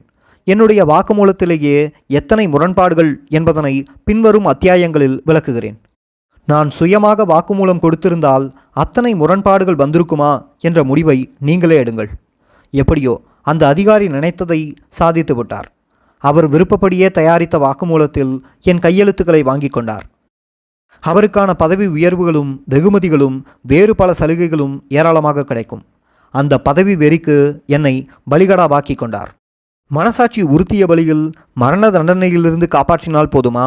ஆயுளுக்கும் என்னைப் போல் ஒரு பெண் சிறையில் நரக வாழ்வு வாழ்வதை ஊக்குவிப்பது எந்த வகையைச் சேர்ந்ததாம்? தெய்வம் நின்று கவனிக்காதா என்ன? என் கைவிரல்களாலேயே என் கண்களை குத்த வைத்து விட்டார்கள். என் உடலே என் உயிரை மாய்த்து கொள்கிறது. நானே என் கணவரை தூக்கு மரத்தின் நிழலில் நிறுத்தியிருக்கின்றேன். இதற்கு மேல் என்ன கூற முடியும்? எல்லாமும் முடிந்து வெற்றி பெருமிதத்துடன் என்னை பார்த்தார் தியாகராஜன். வெரி குட், உன் வேலை முடிந்தது, போய் வா. போகும்போது உன் கணவரிடமும் ஒழுங்காக கையொப்பம் போடச் சொல்லு. வழக்கம் போல் மறுத்தால் திரும்பவும் உன்னைத்தான் அழைக்க வேண்டும். அவன் கண்ணெதிரே உன்னை அம்மனமாக நிறுத்தி அடித்தே உடம்பு தோலை உரிப்பதை அவன் பார்க்க வேண்டியதாக இருக்கும் என்று சொல்லி வை. உன்னை அப்படி பார்க்க ஆசை இருந்தால் முடியாது என முரண்டு பிடித்து கொள்ளட்டும். கூடவே காலையில் தற்கொலை செய்து கொண்டான் என்ற செய்தியும் வெளியே போகும். எது வசதி என அவனிடம் எடுத்துச் சொல்லிவிட்டு போமா என்றார் நல்ல அதிகாரியாக. அந்த அறையை விட்டு கிளம்பும்போது திரும்பவும் சொன்னார், உனக்கான வேலை முடிந்துவிட்டது, போய் வா என்று. என் வாழ்க்கையே முடிந்துவிட்டது என்பது அவருக்கு தெரியாததா என்ன? அங்கிருந்து நேராக 15 அடி தூரத்தில் மற்றொரு அறையில் இருந்த என் கணவரிடம் தடுமாறி கொண்டிருந்த என்னை கூட்டி வந்தார்கள். அவர் என்னவோ ஏதோ என தூங்காமலேயே தவித்து கொண்டிருந்தார். ஏன்பா, நீ எதுவும் முரண்டு பிடிச்சிடாதே, பேசாமல் கையொப்பம் போட்டுவிடு. உனக்கு எதன்னா நான் செத்து போயிடுவேன். நடப்பதை பிறகு பார்ப்போம். அந்த அதிகாரி எதையும் செய்ய தயங்க மாட்டார் என்பது தெரிந்த விஷயம்தான். வேணாம், பிரச்சனை வேண்டாம். இந்த வாழ்க்கை எப்படி போகிறதோ அப்படியே போகட்டும். அழுதபடியே கூறிவிட்டு அங்கிருந்து நகர்ந்தேன். அவர் இடிந்தபடியே நின்று பார்த்து கொண்டிருந்தார். அதற்கடுத்து அவரிடம் வாக்குமூலம் ஆகியதெல்லாம் வேறு விஷயம். தொடர்ந்து அடுத்தடுத்து நடந்ததுதான் நீதிக்கான சோதனை. ஒருவரிடம் வாக்குமூலம் பெற வேண்டும் என்றால் அவரை போலீஸ் அதிகாரியின் கட்டுப்பாட்டிலிருந்து பிரித்து வைக்க வேண்டும். எந்தவித மிரட்டலோ துன்புறுத்தலோ இருக்கக்கூடாது என்பதை நீதிபதி உறுதிப்படுத்த வேண்டும். முதல் நாள் சென்று உங்களுக்கு எந்த மிரட்டலும் இல்லையே என்பதை உறுதிப்படுத்த வேண்டும். அது பற்றி சிந்திக்க ஒரு பாதுகாப்பான, அதாவது அந்த வழக்கின் புலனாய்வு அதிகாரிகள் நெருங்க முடியாத இடத்தில் அவர்களை வைக்க வேண்டும். அடுத்த நாள் எந்த துன்புறுத்தலும் நடைபெறவில்லை என்பதை உறுதிப்படுத்திய பின்னர்தான் அவர்களிடம் ஒப்புதல் வாக்குமூலத்தை பெற வேண்டும். ஆனால் தடா சட்டத்தில் அப்படி அல்ல. எந்த போலீஸ் அதிகாரிகள் எங்களை சித்திரவதை செய்து வதைத்தார்களோ அந்த போலீஸ் அதிகாரிகளில் ஒருவரே நீதிமானாக மாறி எங்களிடம் ஒப்புதல் வாக்குமூலத்தை எழுதி வாங்கிக் கொள்ளலாம். என்னே ஒரு விந்தை பாருங்கள். போகட்டும், சட்டம் என்ன சொல்கிறது என்றால் ஒப்புதல் வாக்குமூலம் பெற்ற ஒருவரை அவரின் வாக்குமூலத்தோடு நீதிமன்றத்தில் நீதிபதியின் முன்பாக அன்றே ஒப்படைக்க வேண்டும் என்று கூறுகிறது. ஆனால் எங்கள் விஷயத்தில் அப்படி நடக்கவில்லை. எங்களிடம் விடிய விடிய ஒப்புதல் வாக்குமூலத்தை பெற்றுக்கொண்டு காலையில் சம்பிரதாய வேலைகளை முடித்து கொண்டார்கள். அதன் பிறகு 2 நாள் கழித்து சைதாப்பேட்டை கிளை சிறைச்சாலைக்கு அழைத்துச் சென்றார்கள். அங்கே வட்ட வடிவில் பெட்டி பெட்டியாக உள்ள சிறைக்கூட அறைகளில் சுமார் 30க்கும் மேற்பட்டவர்கள் அடைத்து வைத்திருந்தார்கள். அவர்கள் அனைவரும் இந்த வழக்கில் சாட்சியாக சேர்க்கப்பட்டவர்கள். அந்த காட்சியை பார்க்கும்போதே ஒருவித பீதியை ஏற்படுத்தியது. இப்போது எங்களுக்கு இன்னொரு அதிர்ச்சி குழப்பம். மேற்கொண்டு நம்மை இங்குதான் அடைத்து வைத்திருக்கப் போகிறார்களா என தெரியவில்லை. நீதிபதியிடம் ஒப்படைப்பார்களா எனவும் அறிய முடியவில்லை.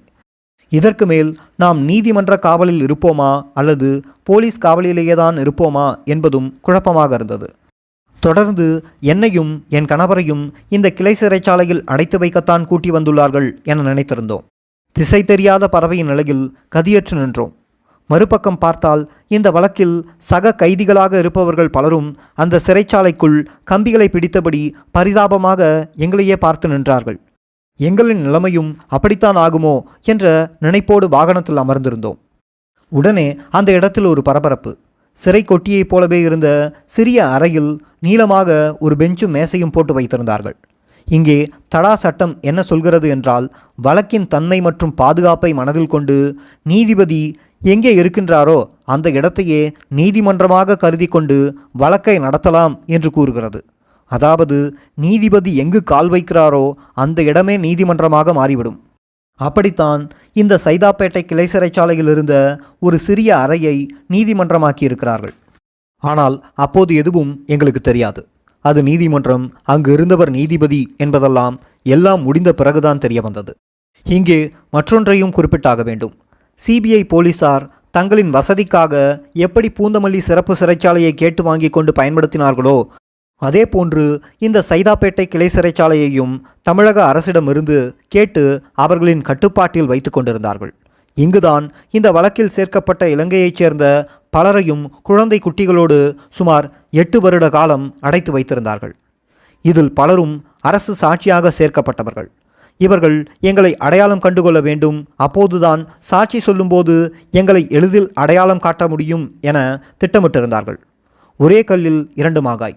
அதாவது எங்களை தடா நீதிபதியிடம் ஒப்படைக்கும் படலமும் நடந்தது, அதே நேரத்தில் மற்றவர்களுக்கு எங்களை அடையாளம் காட்டும் முயற்சியும் நிறைவேறியது என்றுதான் கூற வேண்டும். அப்போதுதானே பின்பு பொய்சாட்சி சொல்ல வைக்க வசதியாக இருக்கும். இந்த இடத்திலும் எங்களை கடுமையாக மிரட்டி எச்சரித்தார்கள். கவனம் இருக்கட்டும், ஏதாவது வாய் திறந்தீர்கள் என்றால் உங்களின் கதை இதோடு முடிந்துவிடும். திரும்பவும் நீங்கள் எங்கள் கஸ்டடியில்தான் வரப்போகிறீர்கள். நீங்கள் கொடுக்க வேண்டிய ஒப்புதல் வாக்குமூலத்தையும் வாங்கியாகிவிட்டது. இனி நீங்கள் இருக்க வேண்டும் என்ற அவசியமும் இல்லை. வீணாக 2 தற்கொலை சம்பவங்கள் நடக்காமல் பார்த்து கொள்ளுங்கள் என்று மிரட்டினார்கள். எங்களுக்கு உடனே எதுவும் புரியவில்லை. குழம்பி போயிருந்தோம். இடையில் வேறு அவ்வப்போது, ஏண்டா முருகா, நீ தற்கொலை செய்து கொள்ளப் போகிறாயாமே, அப்படியா என்று சத்தம் போட்டு கிண்டலடிப்பார்கள். அதாவது அப்படி நடக்கப் போகிறதாம் என மற்றவர்களுக்கு உணர்த்தியபடியே இருந்தார்கள். வேனில் இருந்து நீதிபதி அமர்ந்திருந்த இடத்திற்கு அழைத்துச் சென்றபோது எங்களின் இடுப்பில் இடித்து நினைவுபடுத்தியபடியே இருந்தார்கள். அந்த அறைக்குள்ளும் அவ்வாறே எச்சரித்தார்கள். இவ்வளவையும் மீறி எங்களிடம் சித்திரவதை செய்துதான் இந்த வாக்குமூலத்தை வாங்கினார்கள் ஐயா என நீதிபதியிடம் முறையிட்டு விடலாம் என்றுதான் ஒரு அற்ப ஆசையில் இருந்தோம். ஆனால் அங்கு கண்ட காட்சி அந்த ஆசையையும் தவிடு பொடியாக்கிவிட்டது. அங்கே கருப்பு கோட்டுடன் ஒருவர் வழக்கறிஞர் போல அமர்ந்திருக்க, அவருக்கு வலதுபுறத்தில் சிபிஐயின் வழக்கறிஞர் ஜேக்கப் டேனியலும் இடதுபுறத்தில் தலைமை புலனாய்வு அதிகாரி ரகோத்தமனும் மிக நெருக்கமாக உட்கார்ந்திருந்தார்கள். அந்த சிறிய அறையில் நீளமாக போடப்பட்டிருந்த பெஞ்சில் சேர்ந்தாற்போல் இவர்கள் உட்கார்ந்திருந்தார்கள். பார்த்தவுடன் அவர்தான் நீதிபதி என எனக்கு தோன்றவே இல்லை. அவரும் ஒரு சிபிஐ வழக்கறிஞர்தான் என முதலில் நினைத்து தடுமாறிவிட்டோம். அவர் முன்பாக கொண்டு போய் எங்களை நிறுத்தினார்கள். லேசாக தலை நிமிர்ந்தபடி எங்களை பார்த்தார். அவ்வளவுதான். உங்களுக்கு நீதிமன்ற காவலில் வைக்க உத்தரவிடப்படுகிறது என்று சொன்னது கூட எங்கள் காதில் விழவில்லை. அதற்குள் இழுத்து கொண்டு வெளியே வந்துவிட்டார்கள். மொத்தமாக 10 வினாடி கூட இருக்காது. அவர்தான் தடா வழக்கின் நீதிபதி என்று உணர்வதற்கான நேரத்தை கூட எங்களுக்கு அளிக்கவில்லை. மிகவும் கவனமாக திட்டமிட்டு செயற்பட்டார்கள். அந்த சூழ்நிலையை நன்றாக கவனிக்க வேண்டும். இத்தனை நாட்களும் எங்களை யார் யாரெல்லாம் சித்திரவதை செய்து ஒப்புதல் வாக்குமூலத்தை பெற்றார்களோ அவர்களை கூடவே வைத்துக்கொண்டு எங்களிடம் என்ன கருத்தை கேட்டறிய முடியும்? ஒரு எசமான் வெறிகொண்ட பூனையிடம் எலியை ஒப்படைத்து விட்டு போகிறார். அந்த பூனை எலியை போட்டு பாடாக படுத்தி சித்திரவதை செய்கிறது. பிறகு வந்த எசமான் அந்த பூனையையும் எலியையும் பக்கத்தில் ஒன்றாக வைத்துக்கொண்டு, பூனை உங்களை ஏதாவது அடித்ததா சொல்லுங்களேன் என எலியை பார்த்து கேட்டால் எலி வாயை திறக்குமா? அதுவும் திரும்பவும் இந்த பூனையுடன் தான் கொஞ்ச காலம் குப்பையை கொட்டியாக வேண்டும் என்ற நிலையில் அப்படி பூனைக்கு எதிராக கூற முடியுமா? சின்ன குழந்தைக்கு கூட தெரியும் இந்த நியாயம். தெரியாதது போல் நடிப்பதுதான் தடா சட்டத்தின் தனித்தன்மை. உங்களை அடித்தார்களா? சித்திரவதை செய்தார்களா? துன்புறுத்தினார்களா? உடலில் காயம் ஏதாகிலும் உள்ளதா? நீங்கள் ஏதாகிலும் கூற இருக்கிறீர்களா? இப்படியான கேள்விகளை தடா நீதிபதி அவர்கள் கேட்க முடியுமா?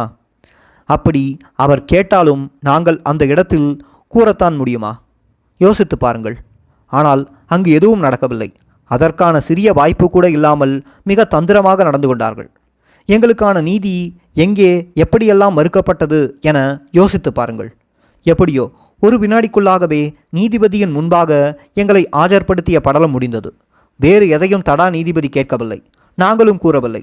பட்டென்று வெளியே அழைத்து வந்து விட்டார்கள். இப்போது எங்களுக்கு புதிய குழப்பம். தொடர்ந்து எங்களை பூந்தமல்லி சிறையில் வைத்திருக்கப் போகிறார்களா அல்லது இந்த சைதாப்பேட்டை கிளை சிறைச்சாலையில் வைத்திருப்பார்களா என்ற குழப்பம். ஒன்றும் புரியாமல் நின்றிருந்தோம். வட்ட வடிவிலான சிறைக்கொட்டிக்குள் இருந்தவர்களெல்லாம் கம்பிகளை பிடித்தபடி பயத்தோடு எங்களை பார்த்திருந்தார்கள். அப்படி பார்த்திருந்தவர்களின் முகமே எங்களுக்கு வேறு அச்சத்தை ஏற்படுத்தியிருந்தது. ஒருவேளை எங்களை கோடியாக்கரை சண்முகத்தை போன்று வேறு எங்கேனும் அழைத்துச் சென்று கொலை செய்துவிட்டு தற்கொலை என கூறிவிடுவார்களோ, அதனால்தான் இங்குள்ளவர்களெல்லாம் நம்மை பரிதாபமாக பார்க்கிறார்களோ என்ற பயம் ஏற்பட்டது. இப்படி தவிப்போடு இருந்த எங்களை பட்டென்று இரண்டாக பிரித்தார்கள். என்னை ஒரு வாகனத்திலும் என் கணவரை ஒரு வாகனத்திலும் ஏற்றினார்கள். நான் அவரை விட்டுவிட்டு வரமாட்டேன், எங்களை எங்கே அழைத்துச் செல்கிறீர்கள் என்பதை தயவு செய்து கூறுங்கள் என்று அழுது அடம்பிடித்தேன். எந்த பலனும் இல்லை. என்னை ஏற்றிக்கொண்ட வாகனம் வெளியே வந்து வேறு வேறு திசைகளில் வேகமெடுத்தது. அந்த பயணம் சுமார் 1 மணி நேரம் வரை தொடர்ந்தது. வழிநெடுக நான் என் கணவர் எங்கே என்று அழுது புலம்பியபடியே இருந்தேன். அவரை தனியாக கொண்டு போயிருக்கிறார்கள், ஏதாகிலும் செய்து விடுவார்களோ என்ற பயத்தில் கேட்டுக்கொண்டிருந்தேன். அவர்கள் ஒரு பதிலையுமே எனக்கு தரவில்லை. இப்படியாக என்னை அலக்களிப்போடு கொண்டு போய் செங்கல்பட்டு சிறைச்சாலையில் ஒப்படைத்தார்கள். முறைப்படி உள் அனுமதி எடுத்தார்கள். என்னை எடை போட்டார்கள். வெறும் 35 கிலோ தான் இருந்தேன். சிபிஐ என்னை கைது செய்தபோது 55 கிலோ இருந்தேன்.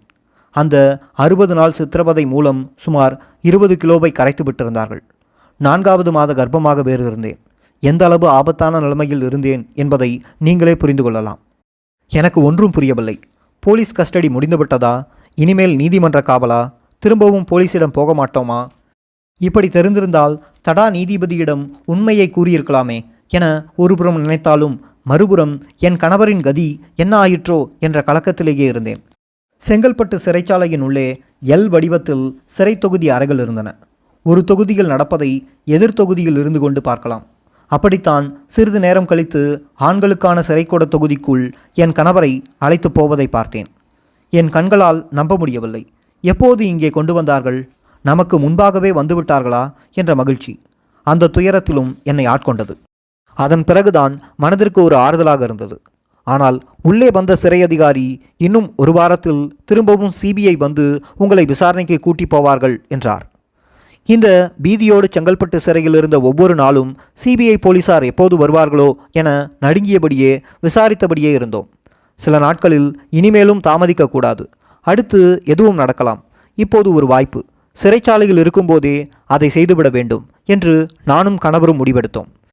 இன்னும் ஒரு வாரத்தில் திரும்பவும் போலீஸ் காவலில் எடுக்க இருக்கிறார்கள் என்று சிறை அதிகாரிகள் எம்மை மிரட்டி கொண்டிருந்தமைக்கு காரணம், எங்கே நாம் நீதிமன்ற காவலுக்கு சிறைக்கு வந்த அன்றோ மறுநாளோ சிபிஐயினரின் சித்திரவதை கொடுமைகள் பற்றியும் ஒப்புதல் வாக்குமூலங்கள் என்ற தாளில் சித்திரவதை மூலம் எம்மை கையொப்பங்கள் பெற்றது பற்றியும் முறையிட்டு மனு எழுதி கொடுத்துவிட்டால் சிக்கலாச்சே. அதனால் நாம் அப்படி மனு எழுதுவதனை முடிந்தவரை தள்ளி போட அப்படி மிரட்டி கொண்டிருந்தார்கள்.